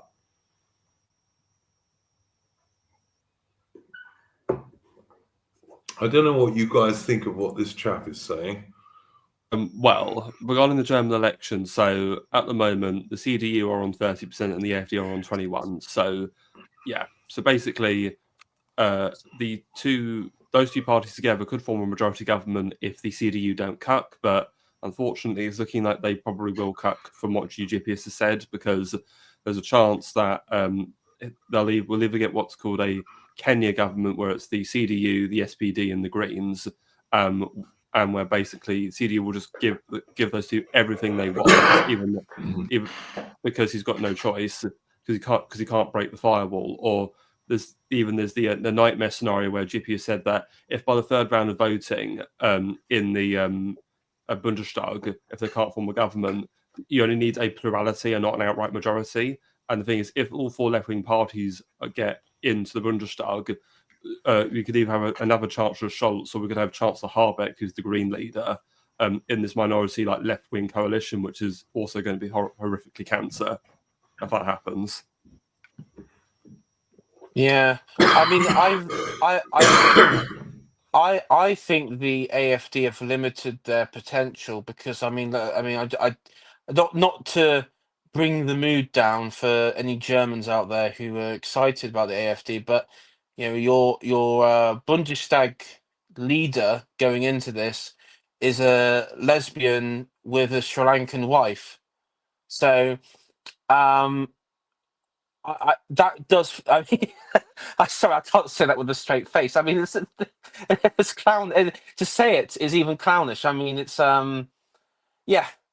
Um, I think the AFD has limited themselves with the type of leader that they've got. But Yeah, yeah, that's true. I mean, the only thing I can say is that if Merz does betray and end up working with the SPD and the Greens, then that's just going to make the AFD explode in support because there's going to be so many betrayed CDU voters who are just seeing their party just betray them by working with the leftist government who they should be replacing. But yeah. I'm just interested in how you can be a lesbian with a overseas wife and still be the second coming of Small Moustache Man. I'm pretty puzzled by this one, to be honest. But and I mean, did she not, with talking to Elon Musk, say I condemn Hitler? He was a socialist. Yeah, no, she said he was a and communist. to some degree yeah. he was. It has to be said, but. A form of what I would call if you've read Spengler, Prussian socialism and all that. Yeah, no, look, I know a good deal about German socialism under Bismarck and all the rest of it, but the German National Socialist Party was to some degree socialist. It was, but anyway. It was a Bavarian regionalist party in its early conception. Yeah, fair enough. Look, I'm no great fan of AH or Stalin or Churchill or FDR. I think, or what's his name, the Japanese prime minister at the time. I'm no great fan of any of them. Oh, you mean Tojo? Tojo, yeah. I'm no great fans of any of them, to be honest. I think the best of a very bad bunch was probably Mussolini, but that's just me. But he was also a bit of a socialist, it has to be said. In fact, he was a socialist before he became a fascist. Well, he kind of got there through the influence of Sorel. Sure. But I mean, Italian fascism was a semi-socialist idea. It was. Would I be wrong about that? I don't think so. I mean, I'd be happy to debate it, not here, but on another stream. I think one, from my understanding of Mussolini, is that a lot of the social or the economic side of it, he always held. I think the sort of brotherhood and the social side of it changed. World War One did change his perspective massively on that. And he was an Italian soldier in World War One. Yeah, he was a sniper. He was a sniper in the Alps, and he was. I mean, I know a lot of like to say that he was make up stories about cowardly. I mean, there's no account to say that he did anything dishonorable or cowardly. I think he was a very dedicated soldier. And one thing he did write about, particularly after the war, where you can say he actually did where he was more pro-military, was actually the brotherhood aspect of being in a unit and fighting alongside your fellow Italians, and that did I think that did inform his belief. I will say some of his articles, like his like left-wing socialist stuff, some of it's total like dog wank drivel. I mean, the earlier ones, it's terrible, but he did change. He did change quite a bit. So. Yeah, I mean, look. Also, in terms of Mussolini, he did not kill large numbers of civilians. He didn't. I mean, dishonorable in the sense of the military capacity, not his personal life. And you cannot. I mean, listen.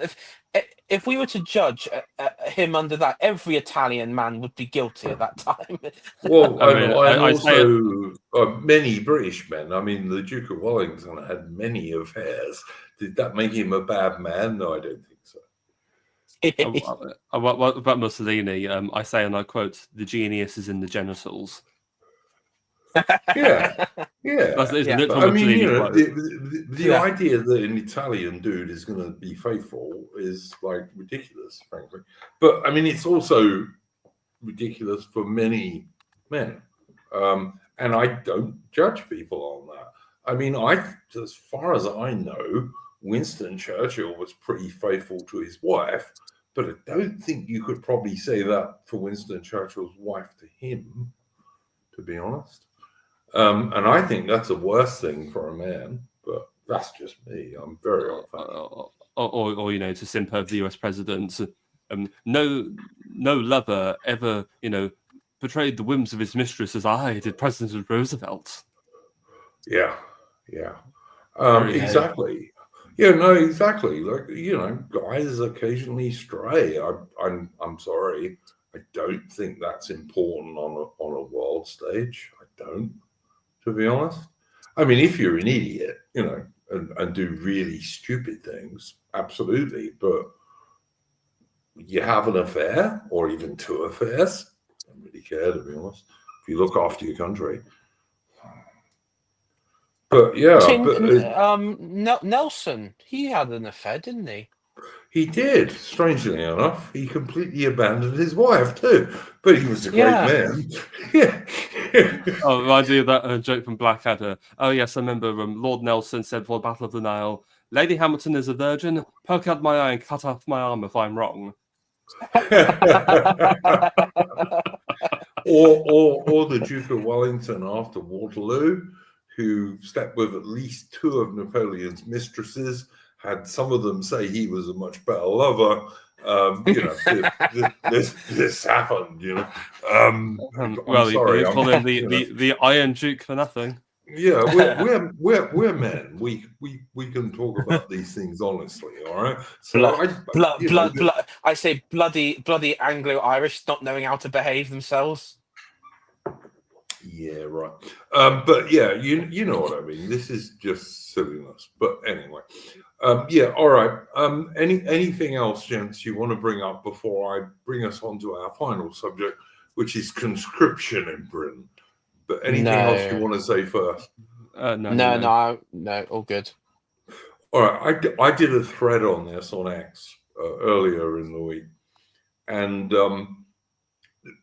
let's look at the British Army in 1914. Okay, the British Army in 1914. You guys will remember that was allegedly called the contemptible little British Army. The Kaiser Bill would send a policeman to arrest because it was so small, right? You guys will all know about that. Yep. The contemptible little British Army in 1914 was about 3.5 times the size of the British Army in 2025, and Right. that is without the British Indian Army or the colonial regiments and the support of the Australians, New Zealanders, Canadians, South Africans. Okay, even without all that, the actual British Army that was recruited in Britain was about 3.5 times the size of the British Army today. Now, as you guys will equally know, in 1914 and 1915, the British Army Britain had a huge outbreak of patriotism, and they suddenly got hundreds of thousands of very high quality volunteers. Yeah, like real guys who would never normally have joined the army. Very intelligent blokes with quite good jobs, but also ordinary blokes with average jobs. But, you know, really patriotic blokes who thought, no, I'm going to go and join the British Army. Okay. And this happened. But the British Army, which in 1914 was 3.5 times the size that it is now, did not have enough up-to-date, experienced officers and NCOs to train these guys. It just didn't, because it was too small.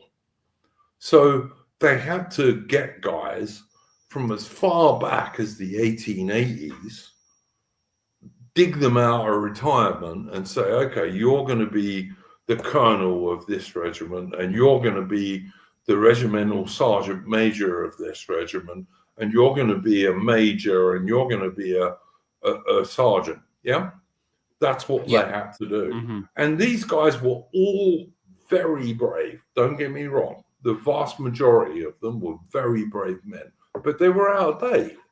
You know, they hadn't been in the army for the last 30 odd years.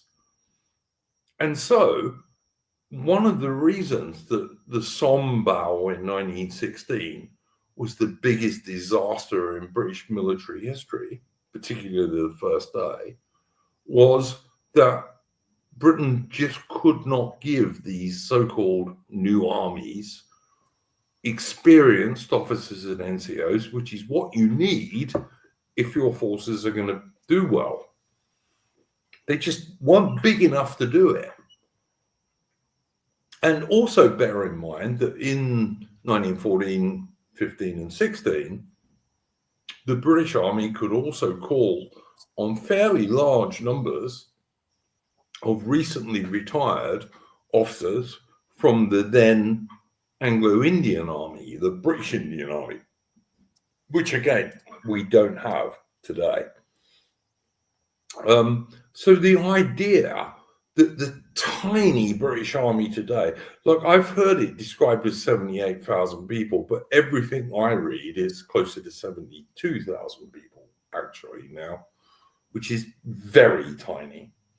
British Army in 1914 was at least 250,000 men, if you count reservists. So it's vastly bigger than today. There is no way that the modern British Army could provide enough experienced officers and NCOs to train a conscript army. We just couldn't do it. It's not if or but, you just can't, right? But then on top of that, today, the British Army has almost no spare weapons. It has almost no spare kit. It doesn't even have a lot of spare uniforms. And Britain has almost no manufacturing capacity whatsoever in terms of like making a big army. You know, we just have almost nothing. And in 1914 to 1916, Britain had far bigger reserves of like kit, ammunition, and weapons. And we have even less today in Britain than we normally have. And let me tell you, right, British ammunition stocks and war stocks have always been terrible. Even in the Falklands War in 1982, the only reason the Royal Navy was able to sail down to the South Atlantic and shoot down the Argentinian Air Force with its Harriers was because the Americans, who so many right-wingers hate, gave Britain they replaced all Britain's war stock, AIM 9L advanced sidewinders that you can fire from in front of the enemy and the side of the enemy, rather than just from the rear. And the USA said, yeah, we'll replace all those guys. So Britain was able to use its entire war stocks of AIM 9L Sidewinder air-to-air missiles for the task force. And yeah, they destroyed the Argentine Air Force with a good deal of help from the Royal Navy ships. Okay, but that's not true today, because over the last 2 years, Britain has given away most 3 years. 3 years, sorry, man. Over the last 3 years, Britain has given away most of our war stocks of ammunition to Ukraine, where they have been wasted and destroyed in a war that Ukraine's losing. One thing I want to come in with, you talked about the idea of us not having enough equipment to equip a conscript army. Well, it's a sad irony, isn't it? We talk about World War One because famously the Russians had so many soldiers, but not enough industrial capacity. There was only one rifle per 2 soldiers. Where it's funny, like the roles are reversed today. The Russian army's fully equipped, all their soldiers. But we're going to have a British army that's going to literally have 1 rifle per 2 or 3 soldiers. It's so pretty much. The next British service rifle. Look, Britain needs a new service rifle and has needed one for at least the last 10 years. The SAE A3 is not a terrible rifle, unlike the SAE A1, which really was the worst service rifle ever put into troops' hands. But the A3 is A2 and A3 that the British Army used today is a better rifle. But it's still extremely heavy, extremely ergonomically bad. Like, you know, you have to cock it by putting your left hand over your right arm. I mean, who the fuck makes a rifle that requires that? It's the only British soldiers who say the SAE A2 and A3 is good is guys who've never fired another service rifle, because nearly all of them are better than that. And it's also very heavy. It's hardly lighter than the old SLR I used in the early 1980s, you know, and has far less stopping power and less range. But anyway, whatever. But yeah, it's absolutely ridiculous, this idea that Britain could have conscription. And I've seen West Indian Labour MPs saying, oh, Britain needs conscription. Why the fuck would anyone listen to a West Indian woman about what Britain needs? Well, as you may have seen in the chat, somebody mentioned we've got plenty of diversity officers. Just imagine you've got you've got the Zuma conscripts army in Ukraine, and they're led by this this trans black diversity commissar. It's like, you said of racism, summary execution. Yeah, I can see that going so well. Not. Well, maybe they've had I can just see that going so well. Just to think, it's like in the Russians in the Russian Revolution, where the Bolsheviks said your officers should have some accidents, quote unquote. Yeah, it's just fucking ridiculous. Excuse my language, Britain does not have enough experienced NCOs and officers to train a conscript army. We just don't. It's ludicrous. And as people have said, including, by the way, Mitch, who I'm sad to say we've lost, you know, there would be riots all over Britain if you tried to bring in conscription. Many of them would be assorted British Muslims, of course, but I believe you'd also get white guys doing that. Oh, they're not going to. They won't conscript the Muslims because they're the client group. Well, if they don't conscript the Muslims, how do you do? They're supposed to be as British as you and me, mate. Yeah, British values and all that. Yeah, British values. I don't know. Maybe they'll conscript them to be the officers that we have to, or the commissars. I don't know. Oh God Almighty! Yeah, well then you would get some fragging, but anyway, yeah. No, it's just ridiculous. It's an entirely insane idea, and the only reason you get senior ex-British officers saying this is because they're anti-British.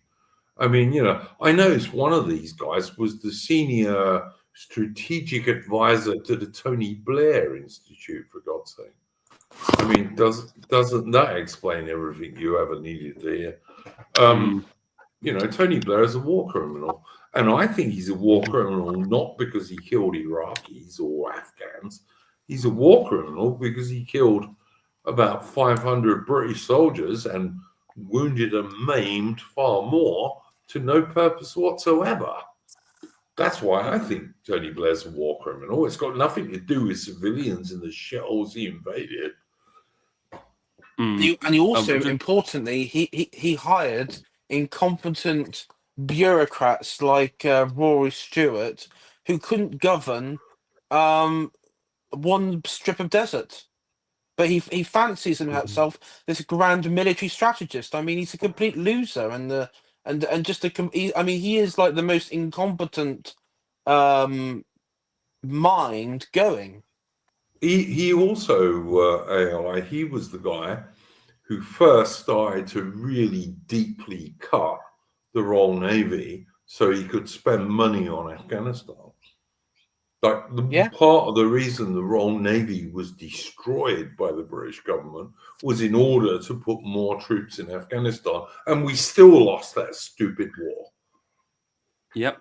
But I just want to address a comment from at the J Barker in the chat. How would you draft dodge? You're young, Hitman, so how would you were being drafted? Well, I'm 30, and when you look at conscription, they always do an age bracket. So I think I would not be in the youngest bracket, which are usually what they do first. So I might not have to, but besides, I'm technically asthmatic, so I could get out of it on health grounds. So I'd just say this: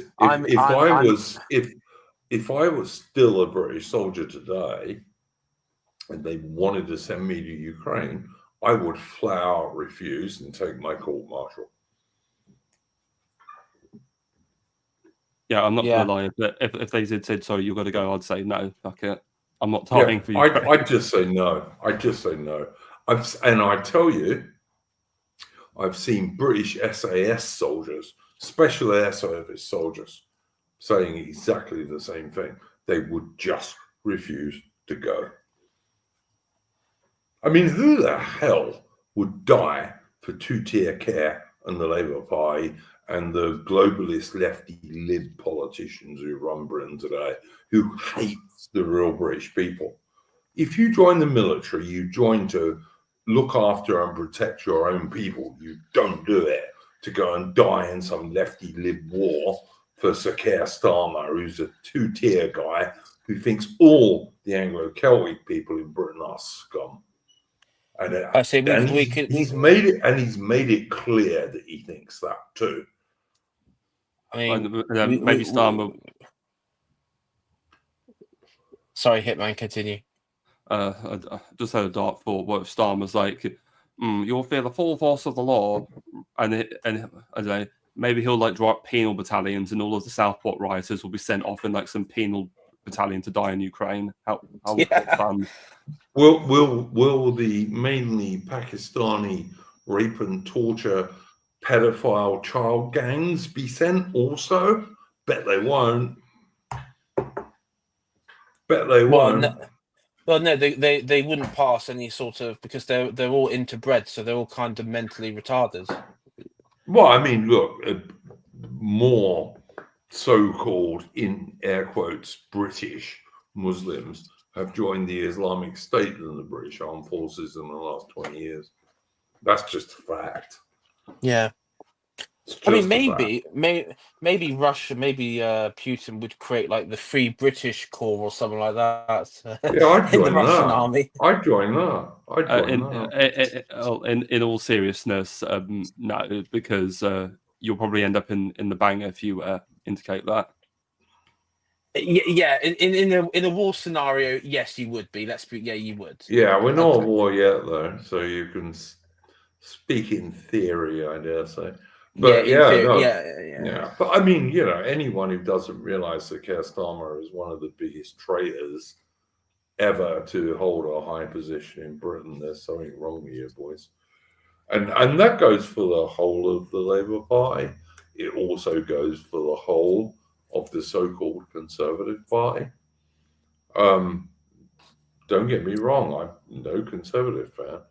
I don't like the Conservatives and their Nigerian woman leader either. So, you know. Yeah, like she's Nigerian. She's not British. She's Nigerian. She's even said she is. What was it like? Oobly Woobly Badenoch is her name. So yeah. Yeah, there's a load of bits in her name, yeah. But she's even said she wants to represent Nigeria in Britain. I mean, I don't see any British politician in Nigeria now representing British people, but you know. Just to correct you, she's never, in all her interviews, she's never referred to Britain as British. She's always referred to Britain as the UK, and she's Yeah, of always course. referred to the UK. She last time she said UK is this great project which all peoples are involved with. No, they're not. It's an Anglo-Celtic British thing, and it's not UK. It's Britain. But yeah. Fair enough. But well, you know, she's an engineer, so you know, she just thinks everything in this like horrific. Well, engineer in scare quotes. Yeah, right.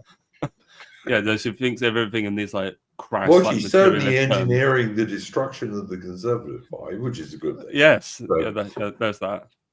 She is engineering that, but yeah, okay. All right, guys. Any other final thoughts?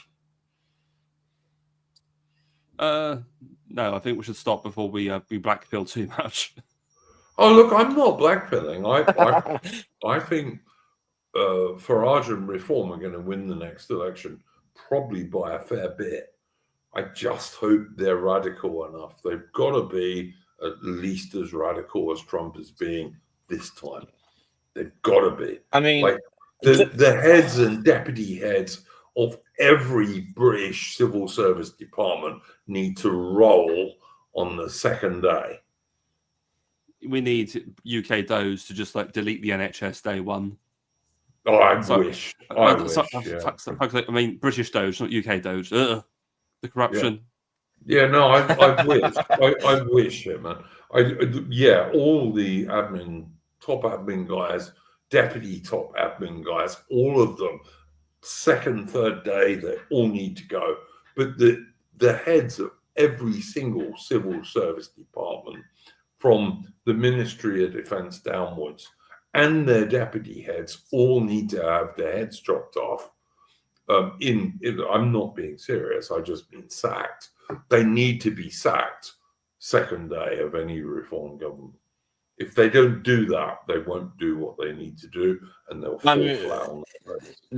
The NHS is the it's the Death Star of the regime. You've got to also, like, I don't know. I wish we could destroy it, but you've certainly got to behead it for sure.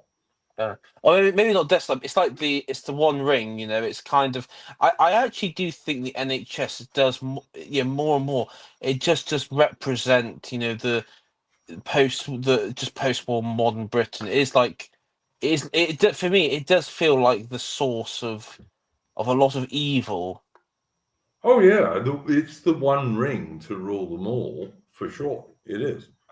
And the thing is, Andrew, you like to invert that Voltaire quote. Britain is a a health service with a country attached. Obviously the original quote is referring to Prussia, but it's interesting, isn't it? Because once Germany was defeated and the Prussian army was disbanded, and they were only allowed to have 100,000 men, we saw the slow diminution and destruction and weakening of Prussia. So perhaps when we save the NHS, so that Britain can recover. And the NHS is not Britain. The NHS is the socialist thing that was put on Britain after World War II. After World War II, we didn't have it before. And the funny thing, Mitch came out with a good thing the other day. AI. Mitch pointed out that in America, if you've got health insurance and you need a double lung transplant, which, let me tell you, is like probably the most major operation you could possibly do, it's 1,000,000 times cheaper than the UK. And you might actually get it on time.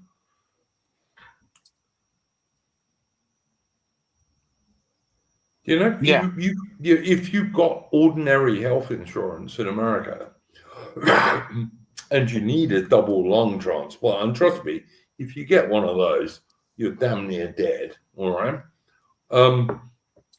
You can get it for like $500. It's all you'll pay for it, but you'll actually get it like before you die, which you never will in the UK. No, I can believe that, and it's a funny thing you just mentioned about Prussianism. The Prussian culture sort of had a massive revival just reminded myself, massive revival under late East Germany. There was a massive Prussian revival. Well, A and lot of it the pushed back East Hanukkah. Germans, the East Germans are way more based than the ex-West Germans. They're way more based in the current AfD leadership. Yeah, Believe it or not. Yeah, I can believe that. I can believe that. Yeah. Again, it is. I mean, the AfD is a shame. I mean, just you didn't have to pick the lesbian, for God's sake. Well, I don't know. These things happen, you know. Well, what if they don't form a government? Maybe they'll say, right, you're not good enough, Alice. We need someone better. Yeah, like not a fucking lesbian that has a foreigner as a wife. Bear in mind, they are arguing to kick out the foreigners. What the? Yeah, I don't know. Look, there's too many gay people in the DR. I have to say, I think there are.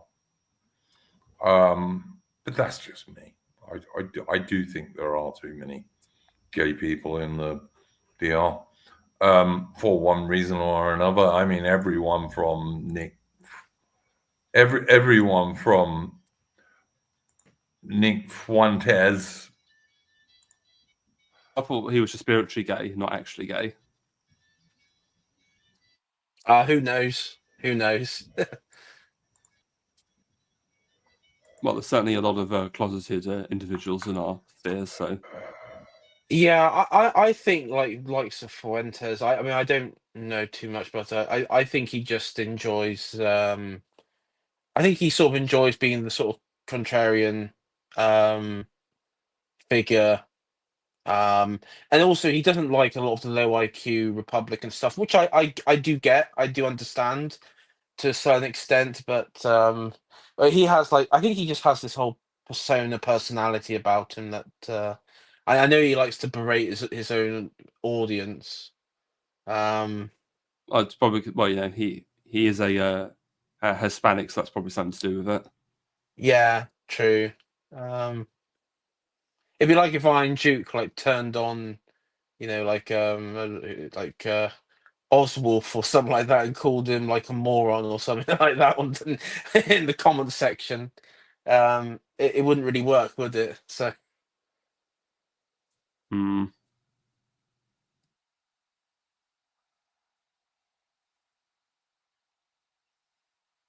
Oh, is Iron Duke KFK? I was wondering that actually. No, sorry, I'm back. I'm just getting rid of getting our outro tune ready. Sorry, guys. Look, I just think it's a shame that there are so many gay people and lesbians and what have you in the DR. Don't generally support them, you know that. Never have. I'm not going to lose my shit about some guy who has an affair, but I do have issues with gay people who want to be leaders in the DR. I think that's difficult, to be honest. Well, I mean, we'll take someone like Mr. D. He never really wants to be a leader from what I've seen. No. I know. And listen, I've been on Mr. D's Friday chats on X a couple of times. He annoys me the way he'll shut you off when he's a bit drunk, but apart from that, he's fine. But yeah. But anything else, gents, before we close? Given we've been going half an hour longer than we normally do. No, it's fine. Let's wrap it up. Yeah. All right. Oh, the only thing is we may get an African Pope, everyone. Oh, fun. That would never surprise me, to be honest. What about an African Archbishop of Canterbury? That's probably more likely. Yeah, that's more likely. There'll be an African woman lesbian Archbishop. That Archbishop we talked about the other week, the woman is like the Bishop of Dover or something. Yeah. Yeah. No, if the Church of England does it, it will be absolutely an African lesbian Archbishop for sure. Do you know what? Female vicars. I've they have such they're no commanding voice. It's whiny voices.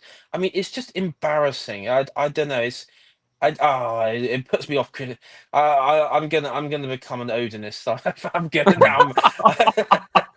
Oh, look, I have a lot of sympathy with Survive the Jive, Roswell. I have a lot of sympathy with that, I really do. Yeah. And I think Mitch does too, actually.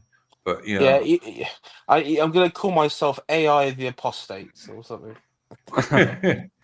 Julian the Apostate, he was one of the last good Roman emperors, actually. Yeah, no, I'm gonna change my profile to him. I'm just gonna laugh as just Julian the Apostate. Yeah. Fair enough. All right, guys, I'm going to play us out with a bit of a tune. As always, from Apostolic Majesty, do go and check out his YouTube channel. It's excellent.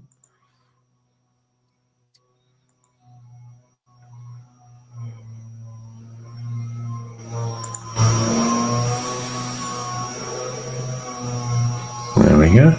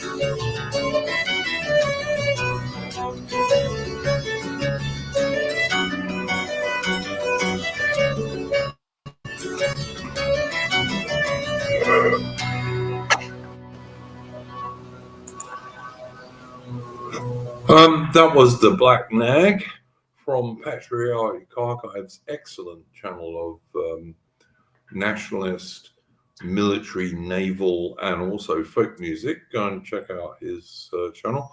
Agree with Aubrey Ali. That was a beautiful English child. AI, anything you would like to plug before we go about your channel, etc.? Yeah, just check out AI Homelander. It is now.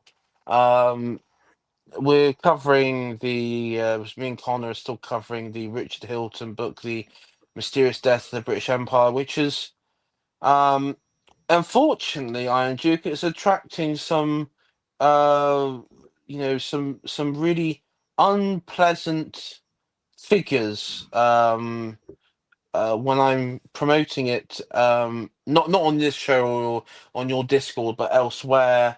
I have those the usual comments, which is, "Oh, well, it's not very mysterious. It's very obvious what happened." And then it's the other side where it is, can this book be condensed? I have a small brain rotted Zoomer mind. Why can't this be a 30-second clip?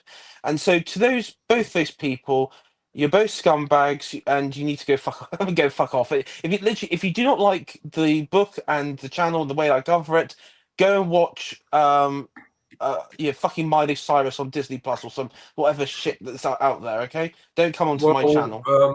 AI, I've been a guest on your channel when you've been talking about that book. It's an excellent book by a brave British officer from World War II. And yeah, look, by all means, talk to me about this on the Discord AI. But yeah, anyone who doesn't like that book, they're brain dead. The bloke who wrote it was a brave British officer in World War II and has the decorations Yeah, to prove it. it's Yeah. incredible because the people who on and to be honest, it's actually like a bit of a libertarian server. So that was my first while I was putting it out there on Discord, that a libertarian Discord, which I'm no longer a member of because I had so many half-wits commenting on there and saying, well, this guy's totally wrong about the the Indian view on independence and everything. And I'm just saying, well, why are you? My favorite one was, why are you appealing to authority? And I'm like, what are you on about, you lunatic? He was he was part of the imperial system. I mean, Yes. you're not. I wasn't. He was. What do you mean Yeah. appeal to authority? I'm sorry, but I'm sick of people. I'm sick of people. I hate the audience. I hate people. I hate all of you. Chat, you're all awful. I love everybody, AI, as you know. But anyway, yeah, absolutely. I totally agree with you, mate. Drop clueless bastards. Like, I am pretty sure if you'd have got the guy who wrote The Strange Death of the British Empire together with the bloke who is Hitman's avatar, who is Glob Pasha, I reckon that both of those guys would have agreed almost totally on everything. But Yeah, pretty much. yeah, I think so too, Hitman. Hitman, you've got a really good stream coming up soon with Apostolic Majesty. Would you like to plug it before we close? Yes, so we've talked this evening a little bit about the wrap of the war in Ukraine. Well, if you're interested in the origins of why Britain is so comically like Russophobic, well, tune into a stream I'm going to do with Apostolic Majesty next Tuesday on the Great Game, the Anglo-Russian rivalry in Central Asia in the 19th century. Also, in terms of further shilling, I released a article via the Old Glory Club on Wednesday this week, titled "The New Managerialism: Is Elon Musk's Doze the 21st Century Milner Group?" That was largely some thoughts I had stewed on and developed after another stream I did with Semiogog about a month ago. So if you're interested, give that a watch and a read. Yeah, I'm a fan of Semiogog. I think he's a good independent thinker in America. Yeah, absolutely. Later on, guys, there'll be a link to AI and Hitman's channel in pinned comment in the description. But until then, we will see you on Wednesday, actually, when we will have our next historical stream. And I don't yet know what that's going to be about, because I'm hoping people on my Discord who are willing to come on as guests will give me a suggestion. If not, I'll come up with one, but hopefully. So yeah, thanks very much for joining us. I was very happy to see that most of the time today we had like 70 plus live viewers, which I guess is because we're on X as well as YouTube. So good. Do join us. Do follow me on X, and also obviously Hitman AI and Mitch, who are all on X. And we'll see you soon. Don't let the bastards grind you down, boys.